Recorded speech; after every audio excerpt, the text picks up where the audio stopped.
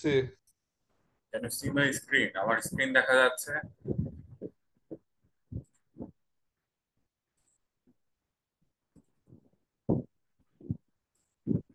আপনারা আমার স্ক্রিন দেখতে পাচ্ছেন? না স্যার, দেখা যাচ্ছে না। এখন দেখা যাচ্ছে। জি স্যার, এখন দেখা যাচ্ছে। ওকে, থ্যাংক ইউ। সো আমার মনে হয় আমরা টাইম কিল না করে আজকে সেশনটা শুরু করছি। তো আজকে আমাদের online practical company tax planning and compliance এর ফোর্থ সেশন।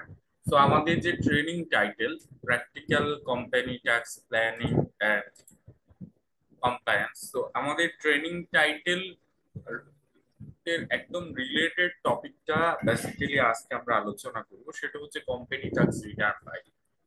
এবং আমাদের আজকের আলোচনার সময় আপনারা দেখবেন যে আমরা যে ট্যাক্স কম্পিটিশন করছি, ট্যাক্স কম্পিটিশনের সময় অনেকগুলি নন কমপ্লায়েন্সের কারণে এডিশনাল ট্যাক্স লাইবিলিটি অ্যাড হয়ে যায়, এবং একই সাথে কিন্তু আহ, কিছু কিছু এক্সপেন্স একটা নির্দিষ্ট থ্রেশহোল্ড যখন এক্সিড করে তখন সেটা আপনার ইনঅ্যাডমিসেবল ইনকাম হয়ে ওই ইনকামের উপর রেগুলার রেটে ট্যাক্স দিতে হয়।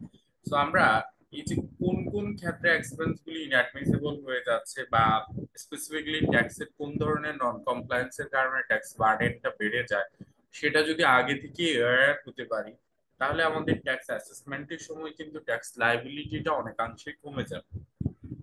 তো আমরা আজকের সেশন শুরু করব। আজকের সেশন শুরু করার আগে আমি ছোট করে জানতে চাচ্ছি যে প্রিভিয়াস বা লাস্ট সেশন নিয়ে কারো কোনো কোয়েরি কিংবা কোশ্চেন আছে কিনা, থাকলে আপনারা করতে পারেন।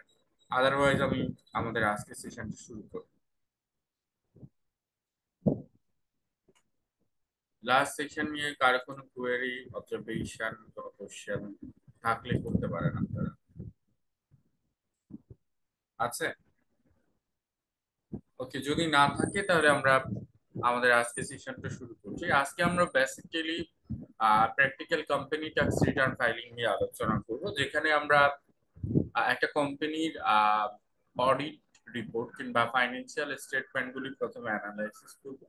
দেন ফাইন্যান্সিয়াল স্টেটমেন্টস এবং সাপোর্টিং ডকুমেন্টস থেকে কিভাবে কোম্পানি ট্যাক্স কম্পিটিশন করতে হয় সেটা আমরা আলোচনা করব। তারপরে হচ্ছে ওই কোম্পানি ট্যাক্স কম্পিটিশন সাথে থেকে কিভাবে আমরা রিটার্নটা প্রিপেয়ার করব সেটা আমরা দেখব। তো আমাদের এই company tax return filing related আমরা খুব কুইকলি একটু রিক্যাপ করবো সেকশন 55 এর। দেন আমরা প্র্যাকটিক্যাল কেসটা দেখবো, এরপরে আমরা আমাদের আজকে সেশনটা শেষ করব। তো শুরু করছি আমরা। আজ যে রিটার্ন ফাইলিং এর জন্য আমাদের আসলে কি কি ডকুমেন্ট লাগবে। দেখেন, একটা কোম্পানি ট্যাক্স রিটার্ন ফাইল করার আগে আমাদের কিন্তু একটা পূর্ব প্রস্তুতি লাগবে। প্রস্তুতিটা কি?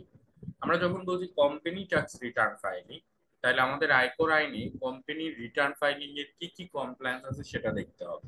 আমাদের আয়কর আইনের সেকশন 73 তে যেটা বলা হচ্ছে, কোম্পানিকে কিন্তু রিটার্নের সাথে চার্টার্ড অ্যাকাউন্টেন্ট প্রত্যায়িত একটা অডিট রিপোর্ট দাখিল করতে হবে। তার মানে কোম্পানি ট্যাক্স রিটার্ন ফাইলিং এর আগে আপনাকে অবশ্যই ওই কোম্পানির ওই অর্থ বছরে অডিট রিপোর্টটা কিন্তু কমপ্লিট করতে হবে। আমরা এখন যে অর্থ বছরের জন্য রিটার্নটা প্রিপেয়ার করবো সেটা হচ্ছে ইনকাম ইয়ার 24-25। তো আমরা কোনো কোম্পানি 24-25 ইনকাম ইয়ারের রিটার্নটা যদি ফাইল করতে চাই, তাহলে 24-25-এর আগে অডিট রিপোর্টটা আমাদেরকে কমপ্লিট করতে হবে। দেন এই অডিট রিপোর্টের উপর বেসিস করে আমরা ট্যাক্স কম্পিটিশন করবো। অনেক সময় দেখা যায় যে বিভিন্ন ধরনের ঝামেলার কারণে অডিট রিপোর্টটা কমপ্লিট হতে লেট হয়। সো সেই ক্ষেত্রে অনেক সময় আমরা ড্রাফট অ্যাকাউন্টস এর উপর বেসিস করে ট্যাক্স কম্পিটিশনটা করি। এটা আসলে আহ, ঠিক না, কারণ ড্রাফট অ্যাকাউন্টস অনেক সময় চেঞ্জ হয়ে যায়। আমরা যেহেতু ট্যাক্স রিটার্নটা ট্যাক্স অফিসে ফাইল করব, আমাদের উচিত হচ্ছে যেটা সাইন্ড অডিট রিপোর্টের উপর বেসিস করে ট্যাক্স রিটার্নটা ফাইল করা। তো আপনি তখনই ড্রাফট অ্যাকাউন্টস এর উপর কাজ করবেন যদি আপনি শতভাগ নিশ্চিত হন যে এই ড্রাফট অ্যাকাউন্টসটা চেঞ্জ হচ্ছে না। আর আপনি যদি নিশ্চিত না হন তাহলে কখনোই আপনি ড্রাফট অ্যাকাউন্টস এর উপর কাজ করবেন না। তো আমরা যেটা বলছিলাম যে একটা কোম্পানি ট্যাক্স রিটার্ন ফাইলিং এর শেষ দিন কিন্তু আপনার ওই কোম্পানির অর্থ বছর শেষ হয়ে যাওয়ার পরবর্তী নবম মাসের 15 তারিখ অথবা 15ই সেপ্টেম্বর, এই দুই ডেটের মধ্যে যেটা পরে আসবে সেটা। তো কোনো কোম্পানির অর্থ বছর যদি হয় জুলাই টু জুন, তাহলে ওর ট্যাক্স ডে হবে 15ই মার্চ। তাহলে আমরা এই যে কোম্পানিগুলি ট্যাক্স রিটার্নটা ফাইল করবো, ট্যাক্স রিটার্ন ফাইল করতে হলে অবশ্যই অবশ্যই 15ই মার্চের আগে আমাদেরকে কিন্তু এই অডিটটা শেষ করতে হবে। এবং আরেকটা কিন্তু অসুবিধা আছে, সেটা হচ্ছে আরজেসিরও একটা এখানে ইস্যুজ আছে। কোম্পানি যেহেতু আরজেসি তে ইনকর্পোরেটেড হয়, আরজেসি তে কোম্পানিগুলি অ্যানুয়াল রিটার্ন ফাইলিং ও করে। আমাদের কোম্পানি অ্যাক্ট অনুযায়ী যেটা আছে যে কোনো কোম্পানিকে তার অর্থ বছর শেষ হয়ে যাওয়ার পরবর্তী 9 মাসের মধ্যে ফাইন্যান্সিয়াল স্টেটমেন্ট গুলি ওকে এজিএম অ্যাপ্রুভ করতে হবে। তার মানে আপনাকে এজিএম অবশ্যই মার্চের 30 তারিখের মধ্যে, 31 তারিখের মধ্যে কিন্তু করতে হবে। আপনি যদি মার্চের 31 তারিখের মধ্যে এজিএমটা না করেন, পরবর্তীতে কিন্তু এজিএম এর ডেট ফেলিউরের কারণে আরজেসি তেও আপনি কিন্তু রিটার্ন ফাইল করতে পারবেন না। সো দুটো কারণে আপনাকে মার্চের মধ্যে রিটার্ন ফাইল করতে হবে। একটা হচ্ছে আরজেসি অ্যানুয়াল রিটার্ন ফাইলিং, আরেকটা যেটা আমি বললাম যে কোম্পানি ট্যাক্স। কোম্পানি ট্যাক্সের হিসাবে আসলে সেটা অবশ্যই 15ই মার্চের আগে আপনাকে করতে হবে। আর যদি আরজেসি বলি তাহলে হয়তো 31 মার্চ পর্যন্ত আপনি পেতে পারেন। তো যাই হোক, এতগুলি আহ, কথা বলার একটাই উদ্দেশ্য হচ্ছে আমাদেরকে অবশ্যই অবশ্যই আমাদের ট্যাক্স ডে এর আগে অডিটটা কমপ্লিট করতে হবে। আমরা যদি ট্যাক্স ডে এর আগে অডিটটা কমপ্লিট করতে না পারি, সেক্ষেত্রে আমি কিন্তু ট্যাক্স রিটার্ন সাবমিট করতে পারবো না। আর ট্যাক্স ডে এর পরে আপনি যখন রিটার্নটা সাবমিট করবেন, আপনি কিন্তু কোনো ধরনের এক্সাম্পশন ফ্যাসিলিটিস আপনি পাবেন না। এবং সেই সাথে আপনাকে ট্যাক্স ডে এর পরে রিটার্ন সাবমিট করলে ট্যাক্স রিটার্নের সাথে যদি কোনো ট্যাক্স জমা দিতে হয়, সেই ট্যাক্সটা 174 দ্বারাই জমা দিতে হবে এবং সেখানে আপনাকে 2% রেটে মান্থলি ডেইলি ইন্টারেস্ট দিতে হবে। সো এটা হচ্ছে আমাদের প্রথম কাজ, সাইন্ড অডিট রিপোর্ট করা। সেকেন্ড যে কাজটা আসবে সেটা হচ্ছে প্রিভিয়াস ইয়ার ট্যাক্স কম্পিটিশন এবং ট্যাক্স রিটার্নটা কালেক্ট করা। এটা আমাদের আসলে কেন লাগবে? আমরা প্রিভিয়াস ইয়ারের ট্যাক্স রিটার্নটা স্পেসিফিক কিছু কারণে আমরা কালেক্ট করতে হবে। একটা কারণ হচ্ছে আমরা যখন ট্যাক্স ডেপ্রিসিয়েশনটা কম্পিটিশন করব, তখন অবশ্যই আমাদের অ্যাসেট গুলির ট্যাক্সের ওপেনিং রিটার্ন ডাউন ভ্যালু লাগবে। তো ট্যাক্সের ওপেনিং রিটার্ন ডাউন ভ্যালুটা আমরা কোথায় পাবো? আমাদের যে লাস্ট যে সাবমিটেড ট্যাক্স রিটার্নটা আছে, ওই ট্যাক্স রিটার্নের ট্যাক্স অ্যাসেট শিডিউলে আমরা বেসিক্যালি কি পাবো? আমাদের লাস্ট ইয়ারের অ্যাসেটের ক্লোজিং ভ্যালু পাবো। সো লাস্ট ইয়ারের অ্যাসেটের ক্লোজিং ভ্যালু হবে আমাদের ডিউরিং দি পিরিয়ডের অ্যাসেটের tax return down opening value. এটার সাথে আমরা ফাইন্যান্সিয়াল স্টেটমেন্ট থেকে অ্যাসেটের এডিশন যোগ করব এবং ডিসপোজাল যদি কোনো কিছু হয় সেটা বাদ দিব। বাদ দিয়ে ডিউরিং দ্য পিরিয়ডের ডেপ্রিসিয়েশন বেস আমরা বের করবো এবং সেই ডেপ্রিসিয়েশন বেসকে আমরা থার্ড শিডিউলে যে রেটগুলি দেখিয়েছি সেই রেটগুলি দিয়ে মাল্টিপ্লাই করে আমরা ট্যাক্স ডেপ্রিসিয়েশনটা বের করবো। এছাড়াও অন্য কারণেও, অন্য আরো কয়েকটা কারণে আমাদেরকে লাস্ট ইয়ারের ট্যাক্স রিটার্ন দেখতে হবে। সে কারণগুলি কি? আমাদের লাস্ট ইয়ারের রিটার্নে কোনো ধরনের লসের ক্যারি ফরওয়ার্ড আছে কিনা বা আনঅ্যাবজর্বড ট্যাক্স ডেপ্রিসিয়েশন আছে কিনা সেটা আমাদের দেখতে হবে। সো আমাদের প্রিভিয়াস ইয়ারের অডিট ট্যাক্স রিটার্ন গুলি আমাদের কিন্তু এই loss offset, sorry, loss carry forward কিংবা আনঅ্যাবজর্বড ট্যাক্স ডেপ্রিসিয়েশনের জন্য দেখতে হবে। সেই সাথে আমাদের দেখতে হবে যে আমাদের প্রিভিয়াস ট্যাক্স রিটার্নে কোনো ট্যাক্স রিফান্ড আছে কিনা। যদি ট্যাক্স রিফান্ড থাকে সেটা আমরা ওই অর্থ বছরের সাথে অ্যাডজাস্ট করব। এবং আপনারা যখনই ট্যাক্স রিটার্নটা প্রিপেয়ার করবেন, আপনার যদি প্রিভিয়াস 2-3 বছরের লস অফ ক্যারি ফরওয়ার্ড থাকে কিংবা রিফান্ড থাকে, আপনারা সবগুলি কিন্তু ওই রিটার্নে দেখাবেন। শুধু অর্থ বছরে কতখানি আপনার রিফান্ড ক্রিয়েট হলো কিংবা লস ক্রিয়েট হলো এইটা দেখানোটা ঠিক না। এতে করে আপনার কিছু ইনফরমেশন মিসিং হতে পারে। সো উচিত হচ্ছে সবসময় প্রিভিয়াস রিফান্ড এবং যদি ট্যাক্সের লস ক্যারি ফরওয়ার্ড থাকে সব একসাথে দেখানো। এরপরের বিষয়টা হচ্ছে অ্যাক্সেস পারকুইজিট স্টেটমেন্ট। আমরা আমাদের থার্ড সেশনে আলোচনা করেছিলাম যে 55 ধারায় যেটা বলা হচ্ছে যে কোনো ইন্ডিভিজুয়াল এমপ্লয়িকে যদি যে পারকুইজিট বেনিফিটটা দেওয়া হচ্ছে, এই পারকুইজিট বেনিফিট যদি অ্যানুয়ালি 20 লাখ টাকা এক্সিড করে, তাহলে অ্যাক্সেস পারকুইজিটটা আন্ডার সেকশন 55 অনুযায়ী ইনএডমিসিবল এক্সপেন্স হবে। ধরেন এবিসি লিমিটেড কোম্পানির টোটাল 40 জন এমপ্লয়ি আছে এবং 40 জন এমপ্লয়িকে 24-25 অর্থ বছরের টোটাল 5 কোটি টাকা স্যালারি দেওয়া হচ্ছে। এখন আমাদের দেখতে হবে এই প্রত্যেকজন employee, employee 1, employee number 2, employee number 3, এইভাবে 40 জন এমপ্লয়ি প্রত্যেকের এনুয়াল স্যালারি কত। এই 5 কোটি টাকা এই 40 জনের কিন্তু এনুয়াল স্যালারি। হয়তো দেখা গেল 1 নম্বর যে এমপ্লয়ি, ওনার এনুয়াল স্যালারি ছিল লেটস সে 55 লাখ। এই 55 লাখের মধ্যে আমাদের দেখতে হবে ওনার পারকুইজিট বেনিফিট কত এবং নন পারকুইজিট বেনিফিট কত।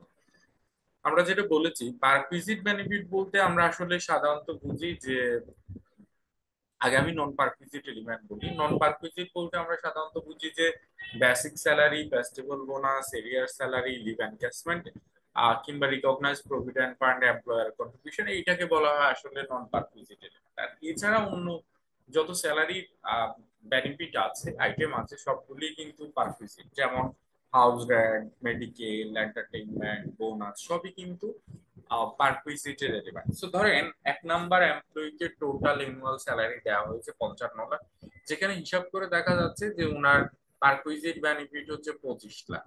তাইলে বাকি যে 30 লাখ আছে সেটা হচ্ছে, সরি, ওনার নন পারকুইজিট এলিমেন্ট হচ্ছে ওনার 25 লাখ, আর পারকুইজিট বেনিফিট ওনাকে দেওয়া হচ্ছে 30 লাখ।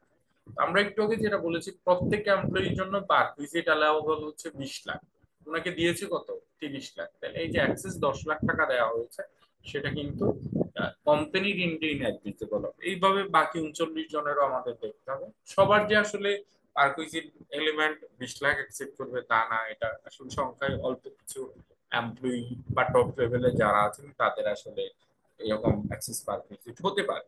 তো যাই হোক, এই অ্যাক্সেস পারকুইজিটের বিষয়টা আসলে ফাইন্যান্সিয়াল স্টেটমেন্ট বা অডিট রিপোর্টে ক্লিয়ারলি দেয়া থাকে না। এই জিনিসটা আমাদের কি করতে হয়, পেরোল ডিপার্টমেন্ট কিংবা যারা স্যালারি প্রসেস করেন তাদের কাছে থাকে। তো আমাদের এই অডিট রিপোর্টে টোটাল যে স্যালারি এন্ড ওয়েজেস এক্সপেন্স আছে, এই স্যালারি এন্ড ওয়েজেস এক্সপেন্সের এমপ্লয়ি, প্রত্যেক ইন্ডিভিজুয়াল এমপ্লয়ি ওয়াইজ এটার পারকুইজিট এবং নন পারকুইজিটের ব্রেকডাউনটা নিতে হবে। এটা যেহেতু একটা অন্য ডিপার্টমেন্টাল কাজ এবং এখানে কিছু ওয়ার্কিং করতে হয়, এটা অনেক সময় রেডিলি অ্যাভেলেবল নাও থাকতে পারে। এই জন্য আপনি ট্যাক্স রিটার্ন প্রিপেয়ার করার 2-1 সপ্তাহ আগে এই রিকুইজিশনটা দিয়ে রাখবেন যে আপনার অডিট রিপোর্টে বা ফাইন্যান্সিয়াল স্টেটমেন্টে টোটাল যে স্যালারি এন্ড ওয়েজেস দেয়া আছে সেখানকার employee wise, individual employee wise perquisite এবং নন পারকুইজিটের ব্রেকডাউনটা কত। তারপরে আসি আমরা tax payment, AIT, TDS and advance tax payment. এই অর্থ বছর, এই যে 24-25 ইনকাম ইয়ারের জন্য যে আমরা রিটার্নটা ফাইল করতে হবে, আমাদের দেখতে হবে এই অর্থ বছরে আমাদের ফাইন্যান্সিয়াল স্টেটমেন্টে কোনো ধরনের এআইটি ক্লেম করা আছে কিনা। তো যেই এআইটিটা ক্লেম করা থাকে, এই আইটিটা সাধারণত 3 ভাগে হতে পারে। একটা হচ্ছে ওই কোম্পানির সেলস এর অ্যাগেনস্টে বা ওর রেভিনিউর অ্যাগেনস্টে কেউ যদি কোনো ধরনের ট্যাক্স ডিডাকশন করে থাকে, সেটা একটা হচ্ছে করকর্তন হতে পারে, অ্যাডভান্স ইনকাম ট্যাক্স হিসাবে আমরা ওটাকে রাখতে পারি। অথবা কোনো কোম্পানি যদি ইম্পোর্টের অ্যাগেনস্টে কোনো ট্যাক্স পেমেন্ট করা থাকে, সেটাও ওই কোম্পানির জন্য অ্যাডভান্স ইনকাম ট্যাক্স হতে পারে। কিংবা ওনারা নিজ থেকেও এই 30শে জুন সময়ের মধ্যে ওনারা কিন্তু নিজ থেকে ট্যাক্সের টাকাটা জমা দিয়ে রাখতে পারেন। সো ওই কোম্পানির অর্থ বছরে কোনো ধরনের উচ্চ করকর্তন, আয়ের এগেনস্টে উচ্চ করকর্তন করা আছে কিনা, কিংবা বিল থেকে কোনো উচ্চ করকর্তন হয়েছে কিনা, কিংবা নিজ থেকে কোনো অ্যাডভান্স ইনকাম ট্যাক্স পেমেন্ট করেছে কিনা, এইটার ডিটেলস নিতে হবে। এবং relevant bill voucher, I mean চালানগুলি কিংবা সার্টিফিকেট গুলি আমাদেরকে কালেক্ট করতে হবে। তো এখানে যদি ইম্পোর্ট হয় সেক্ষেত্রে আমরা অ্যাসেসমেন্টের কপি এবং বিল অফ এন্ট্রি গুলি দেখতে পারি।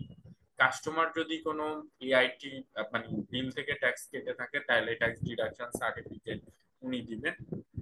একইভাবে নিজেরা যদি আর কোন অ্যাডভান্স ইনকাম ট্যাক্স জমা দিয়ে থাকে তাহলে আমরা চালানটা পাবো। So আমাদের এই ধরনের ডকুমেন্ট গুলি লাগবে, যেটা আমাদের ওই অর্থ বছরের অলরেডি ট্যাক্স পেমেন্ট হিসেবে কাজ করবে।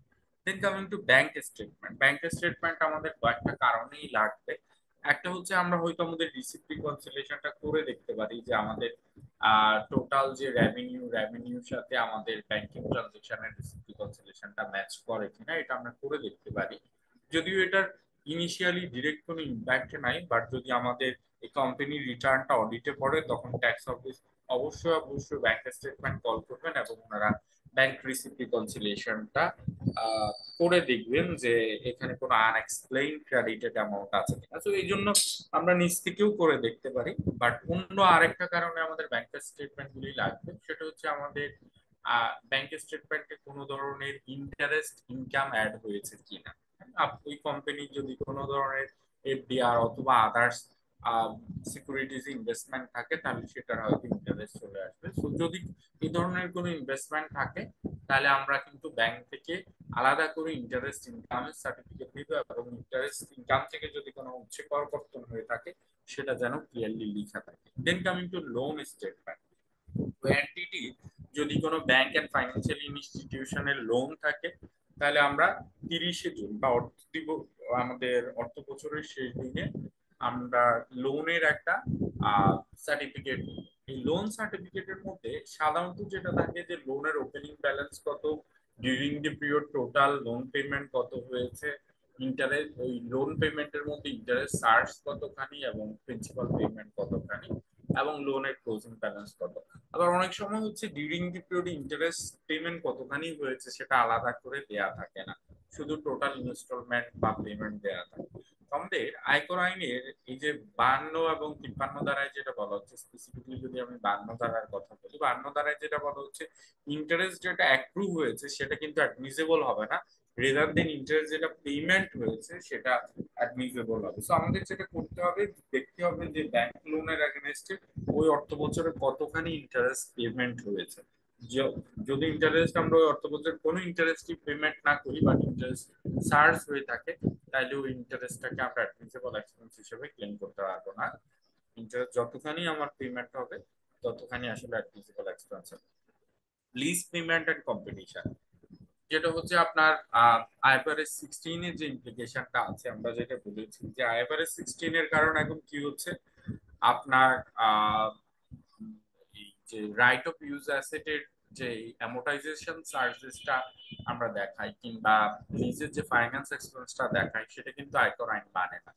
তো আমাদের এই ধরনের যদি কোনো রাইট অফ ইউজ অ্যাসেট থাকে, তাহলে আমরা সেটার অ্যামোর্টাইজেশন এক্সপেন্স কত এবং সেটার ফাইন্যান্স চার্জ কত সেটা প্রথমে আমরা অ্যাড করে দিব, এবং পরবর্তীতে অ্যাকচুয়াল যে রেন্টাল এক্সপেন্স যেটা আপনি দিচ্ছেন বা লিজ পেমেন্ট যেটা দিচ্ছেন সেটা আপনি বাদ দিবেন। এই লিজ পেমেন্ট যদি অডিট রিপোর্টে না থাকে তাহলে আলাদা করে অবশ্যই এটার ব্রেকডাউন নিতে হবে। Then coming to foreign exchange gain and loss, আমাদের scope of income from business, এখানে 45 এ যেটা বলা হচ্ছে রিয়ালাইজ ফরেন এক্সচেঞ্জ গেইন হচ্ছে বিজনেস ইনকাম হবে। আবার সেকশন 49 এ যেটা আছে যে realise foreign exchange loss admissible হবে। বাট সাধারণত আমরা অডিট রিপোর্টে যে কাজটা করি যে ফরেন এক্সচেঞ্জ গেইন এবং লস কে অফসেট করে একটা নেট গেইন এন্ড লস দেখায়। যদি আপনার ফাইন্যান্সিয়াল স্টেটমেন্টে নেট ফরেন এক্সচেঞ্জ গেইন কিংবা লস দেয়া থাকে, তাহলে আপনাকে এটা ব্রেকডাউন নিতে হবে যে এই নেট গেইন এবং লসের মধ্যে টোটাল গেইন কতখানি এবং টোটাল লস কতখানি। আবার গেইনের মধ্যে দেখতে হবে যে রিয়ালাইজ ফরেন এক্সচেঞ্জ গেইন কতখানি আর রিয়ালাইজ ফরেন এক্সচেঞ্জ গেইন কতখানি। একইভাবে লসের মধ্যে আমাদের দেখতে হবে রিয়ালাইজ ফরেন এক্সচেঞ্জ লস কত এবং আর রিয়ালাইজ ফরেন এক্সচেঞ্জ লস কত। তো আমাদেরকে কিন্তু ফরেন এক্সচেঞ্জ গেইন এবং লসের একটা সিঙ্গেল অ্যামাউন্ট দেয়া থাকলে এটা ডিটেইল নিতে হবে। যদি এটা আমাদের ফাইন্যান্সিয়াল স্টেটমেন্টের নোটসে ডিসক্লোজার দেয়া থাকে তাহলে তো ভালো, আর না দেয়া থাকলে এটা আমাদেরকে কনফার্ম করতে হবে। একইভাবে গ্র্যাচুইটি, অনেক সময় গ্র্যাচুইটির জন্য যে প্রভিশনটা এমপ্লয়ীদেরকে দেয়া হয় এটা ফাইন্যান্সিয়াল স্টেটমেন্টে ডিরেক্টলি ওইভাবে রিপোর্ট থাকে না, হয়তো এমপ্লয়ি রিলেটেড এক্সপেন্স অন্যান্য খরচের সাথে এটাকে অ্যাড আপ করে রাখা হয়। সো এই ধরনের যদি কোনো গ্র্যাচুইটির প্রভিশন থাকে তাহলে আপনাকে মেকশিওর করতে হবে যে ওই গ্র্যাচুইটির আসলে প্রভিশন কত এবং ডিউরিং দ্য পিরিয়ডে গ্র্যাচুইটি থেকে অ্যাকচুয়াল পেমেন্ট কত হয়েছে। সো যেটা প্রভিশন সেটা ইনঅ্যাডমিসেবল হবে, আর যেটা আপনার অ্যাকচুয়াল গ্র্যাচুইটি পেমেন্ট সেটা অ্যাডমিসেবল হবে। ব্যাড ডেট, যদি আপনার ফাইন্যান্সিয়াল স্টেটমেন্টে কোনো ব্যাড ডেট থেকে থাকে তাহলে সেটা কি ব্যাড ডেপ্টের প্রভিশন ছিল না ব্যাড ডেপ্টের রাইট অফ ছিল সেটা আপনাকে কনফার্ম করতে হবে। কারণ ব্যাড ডেপ্টের প্রভিশন ইনঅ্যাডমিসেবল আর রাইট অফটা অ্যাডমিসেবল হবে। প্রমোশনাল এক্সপেন্স, যেটা আমরা আমাদের থার্ড সেশনেও বলেছি যে প্রমোশনাল এক্সপেন্স এবং advertisement expense although sound similar, but আমাদের আয়কর আইনে অ্যাডভার্টাইজমেন্ট এক্সপেন্স নিয়ে কোনো ধরনের বিধিনিষেধ নেই। বাট প্রমোশনাল এক্সপেন্সের ক্ষেত্রে বলা হচ্ছে প্রমোশনাল এক্সপেন্সটা অ্যালাউবল হবে ডিসক্লোজ টার্নওভারের 0.5% পর্যন্ত। সো আপনার যদি প্রমোশন এবং অ্যাডভার্টাইজমেন্ট একই সাথে আপনি বুক করে থাকেন তাহলে কিন্তু আপনার একটা বড় ধরনের অসুবিধা হবে যে পুরো এক্সপেন্সে একটা নির্দিষ্ট পোর্শন আপনি অ্যাডমিসেবল পাবেন। সো সবচেয়ে বেটার হচ্ছে অ্যাকাউন্টস প্রিপারেশনের সময় প্রমোশনকে আলাদা রাখা এবং অ্যাডভার্টাইজমেন্ট আলাদা বুক করা। আর যদি কেউ একসাথে বুক করে ফেলে তাহলে ওনাকে সেগ্রিগেট করে দিতে হবে যে এখানে আপনার প্রমোশনাল এক্সপেন্স কত এবং অ্যাডভার্টাইজমেন্ট এক্সপেন্স কত। অনেক সময় দেখা যায় যে প্রমোশনাল এক্সপেন্সিভ স্পেসিফিক লিমিট থাকার কারণে অনেক কোম্পানি এখানে ক্রিয়েটিভ অ্যাকাউন্টিং করে, প্রমোশন না লিখে হয়তো এটাকে বিজনেস ডেভেলপমেন্ট এক্সপেন্স লিখে ফেলে। সো ট্যাক্স অ্যাসেসমেন্টের সময় কিন্তু ট্যাক্স অথরিটি কোশ্চেন করতে পারে যে আপনি বিজনেস ডেভেলপমেন্ট এক্সপেন্স যেটা ক্লেম করছেন এখানে আসলে এক্সপেন্সের নেচার, যদি আপনি মনে করেন যে এটা আসলে প্রমোশনাল এক্সপেন্স, আপনি অ্যাসেস করে যদি দেখেন যে এটা প্রমোশনাল এক্সপেন্স বাট আপনি এটাকে ট্রিট করেছেন as a business development expense, তাহলে উনি কিন্তু তখন ওইখানে সার্টেন পার্সেন্টেজ অ্যালাউবল করতে পারেন। ট্রাভেলিং এক্সপেন্স আমরা যখন অ্যাকাউন্টসটা অ্যানালাইসিস করব তখন দেখবো যে লোকাল এবং ওভারসিজ ট্রাভেলিংটা সেগ্রিগেট করা আছে কিনা। অনেক কোম্পানির লোকাল ট্রাভেলিং এর পাশাপাশি ওভারসিজ ট্রাভেলিংও থাকতে পারে। সো লোকাল ট্রাভেলিং নিয়ে কিন্তু আয়কর আইনে কোনো ধরনের বিধি নিষেধ নেই, বাট ওভারসিজ ট্রাভেলিং নিয়ে স্পেসিফিক ইনস্ট্রাকশন আছে যে ওভারসিজ ট্রাভেলিংটাও অ্যালাউবল হবে আপনার টার্নওভারের 0.5% পর্যন্ত। সো শুধু যদি ট্রাভেলিং থাকে মেক শিওর করবো সেখানে কোনো ওভারসিজ ট্রাভেলিং আছে কিনা, আর যদি থাকে আসলে সবচেয়ে ওয়াইজ হচ্ছে দুটো আলাদা আলাদা হেডে করা। Then coming to entertainment expense. Entertainment expense এর ক্ষেত্রে আইনে বলা হচ্ছে যদি এন্টারটেইনমেন্ট সার্চ করার আগে কোনো ট্যাক্সেবল ইনকাম থেকে থাকে তাহলে ওই ট্যাক্সেবল ইনকামের প্রথম 10 লাখের উপর 4% এবং এক্সেস অ্যামাউন্টের উপর 2% রেটে এন্টারটেইনমেন্ট অ্যাডমিসেবল হবে। এন্টারটেইনমেন্টের অ্যালাউবল লিমিটটা বের করা একটু কমপ্লেক্স, যেহেতু আগে সমস্ত অ্যাডজাস্টমেন্ট দিতে হবে, দেওয়ার পরে আমাদের দেখতে হবে। সো কোনো একটা এন্টিটি বা বিজনেস যদি এটা লস মেকিং হয় তাহলে ওর আসলে কি হবে না, ওর কোনো এন্টারটেইনমেন্ট এক্সপেন্স অ্যালাউবল হবে না, এটা মনে রাখতে হবে।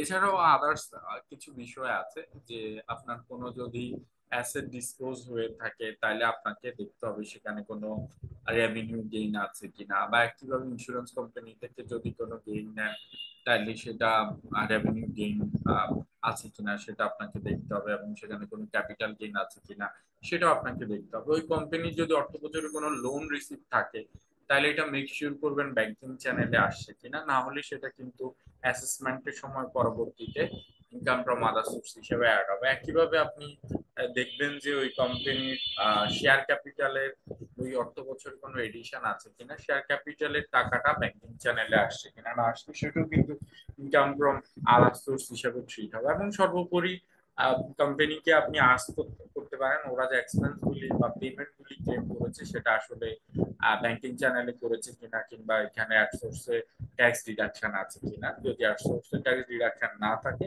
সেটাও কিন্তু ইনকাম ফ্রম আদার সোর্স হিসেবে ট্রিট করা। তো এই সমস্ত বিষয়গুলি আমাদের আসলে নিশ্চিত হওয়ার পরে আমরা আসলে ট্যাক্স কম্পিটিশনে হাত দিতে পারি। তো আমার এখানে একটু আজান হচ্ছে, আমি আজানের জন্য একটু ব্রেক নিচ্ছি।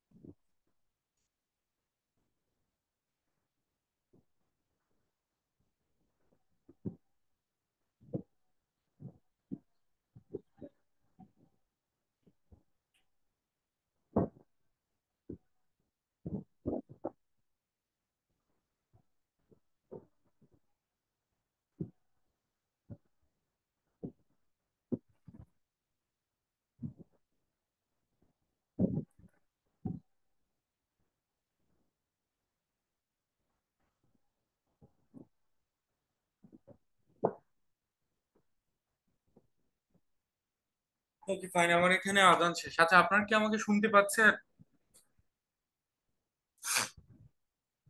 জি স্যার। আমি যা বলেছি বোঝা যাচ্ছে কি? Yes, sir. It's clear everything. Okay, thank you. So এই হচ্ছে আমাদের আসলে প্রাইমারিলি প্রিপারেশন। সো আমরা রিলিভেন্ট সমস্ত ইনফরমেশন এবং ডকুমেন্টস গুলি হাতের কাছে পাওয়ার পরে আমরা ট্যাক্স কম্পিটিশন শুরু করব। তো শুরুতে অডিটেড অ্যাকাউন্টস নিব, অ্যাক্সেস পারকুইজিটের ব্রেকডাউন নিব, ট্রাভেলিং থাকলে এটার ব্রেকডাউন নিব, ফ্রি স্যাম্পল যদি থেকে থাকে তাহলে আমাদের দেখতে হবে যে আমাদের স্পেসিফিক ইন্ডাস্ট্রি কি। হ্যাঁ, ইন্ডাস্ট্রি ওয়াইজ ফ্রি স্যাম্পলটা অ্যালাউয়েবল হবে। এন্টারটেইনমেন্ট অনেক সময় আমরা যেটা করি যে ক্রিয়েটিভ অ্যাকাউন্টিং করি, এন্টারটেইনমেন্ট না লিখে ফুডিং এক্সপেন্স অথবা অন্য খাতে আসলে এক্সপেন্সটা ক্লেম করা হয়। তো এই ধরনের যদি কোনো কনফিউশন থাকে কিন্তু আপনি আগে থেকেই ক্লিয়ার করে নিবেন যে ওই অ্যাকাউন্টস এর আসলে হেডটা কি ছিল। হেড অফিস এক্সপেন্স এটা আসলে ফরেন কোম্পানির জন্য অ্যাপ্লিকেবল, বা সব মানে লোকাল কোম্পানির জন্য হেড অফিস নিয়ে খুব একটা ইস্যু নাই। ফরেন কোম্পানির যদি বুকস অফ অ্যাকাউন্টস এ কোনো head office expense, intergroup expense থাকে তাহলে ওনাদের ডিসক্লোজ বিজনেস ইনকামের 10% পর্যন্ত অ্যাডমিসেবল হবে। Royalty, technical fee, technical know how fee, এই ধরনের কোনো ফি যদি ক্লেম করে থাকে তাহলে এটার জন্য অ্যালাউবল লিমিট হবে আহ দুইটা থ্রেশহোল্ড থেকে, যেটা লোয়ার সেটা। প্রথম থ্রেশহোল্ডটা হচ্ছে ওদের টার্নওভারের 6% অথবা হচ্ছে ওদের ডিসক্লোজ বিজনেস ইনকামের 15%। দুটোর মধ্যে যেটা লোয়ার সেটা হবে রয়্যালটি টেকনিক্যাল ফি এর অ্যাডমিসেবল লিমিট। প্রমোশনালটা আমি অলরেডি বলেছি, promotion is different than the advertisement. Promotional এক্সপেন্সটা টার্নওভারের 0.5% পর্যন্ত হবে। এবং ট্যাক্স পেমেন্ট রিলেটেড সমস্ত ডকুমেন্টস আপনার হাতের কাছে থাকতে হবে। সমস্ত ডকুমেন্ট হাতের কাছে থাকলে আপনি কি করতে পারবেন, ট্যাক্স কম্পিটিশনের জন্য মোটামুটি রেডি বলে আমরা আপনাকে বলতে পারি। তো চলেন আমরা একটা প্র্যাকটিক্যাল ট্যাক্স কম্পিটিশন করি। So let's say ABC private limited, এরা একটা ম্যানুফ্যাকচারিং কনসার্ন। ওদের 2024 এবং 25 এই মানে 2024-25 ইনকাম ইয়ারের জন্য আমরা অ্যানুয়াল ট্যাক্স কম্পিটিশন করে সেখান থেকে রিটার্নটা প্রিপেয়ার করবো। So, আমরা যখন ট্যাক্স কম্পিটিশন করবো সবার আগে আমরা অডিটেড অ্যাকাউন্টসটা নিব। Let's say ABC private limited এর 30 জুন 2025-এর যে অডিটেড ফাইন্যান্সিয়াল স্টেটমেন্ট সেটা আমাদের হাতের কাছে এসেছে। আমরা প্রথমে ওদের প্রফিট অ্যান্ড লস স্টেটমেন্টটা দেখি। ওদের প্রফিট অ্যান্ড লস স্টেটমেন্টে যেটা দেখা যাচ্ছে ওদের রেভিনিউটা হচ্ছে আপনার কত, রেভিনিউ হচ্ছে 1205 মিলিয়ন, মানে 120,53,70,000। এখানে একটু বলে রাখি, যেটা রেভিনিউ সেটাকে বেসিক্যালি আমরা বলছি টার্ন ওভার। হ্যাঁ, তো ওদের রেভিনিউ থেকে কস্ট অফ সেলস বাদ দেওয়া আছে 761 মিলিয়ন।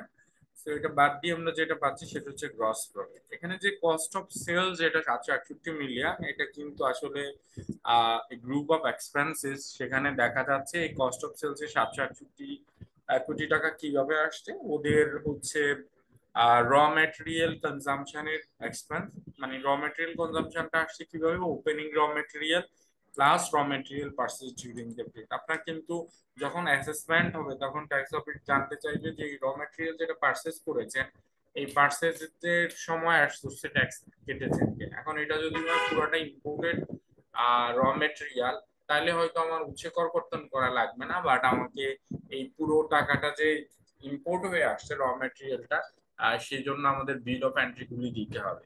আর ম্যানুফ্যাকচারিং কনসার্নের র ম্যাটেরিয়াল ইম্পোর্টের এগেনস্টে আউটসোর্সে যে ট্যাক্সটা কাটা হয় সেটা কিন্তু মিনিমাম ট্যাক্স হয় না, স্পেসিফিক সরকারি ইন্ডাস্ট্রি ছাড়া। অন্যান্য ক্ষেত্রে ইম্পোর্টের সময় যে ট্যাক্সটা দেয়া হয়, লেটস সে আপনি র ম্যাটেরিয়াল ছাড়া অন্য কোনো আইটেম বা ট্রেডিং পারপাস যদি কোনো ইম্পোর্ট করেন তাহলে ইম্পোর্ট স্টেজে যে ট্যাক্সটা কাটা হয় সেটা কিন্তু মিনিমাম ট্যাক্স। তো আমরা সাধারণত আসলে পারচেজ ডিউরিং দ্য ইয়ার এটা ওইভাবে ট্যাক্স রিটার্ন প্রিপারেশনের সময় কনসিডারেশনে আনি না, বাট ট্যাক্স অ্যাসেসমেন্টের সময় ট্যাক্স অফিস অবশ্যই মেক শিওর করবে আপনার এই পারচেজের এগেনস্টে আপনি অ্যাডসোর্সে ট্যাক্স ডিডাক্ট করেছেন কিনা।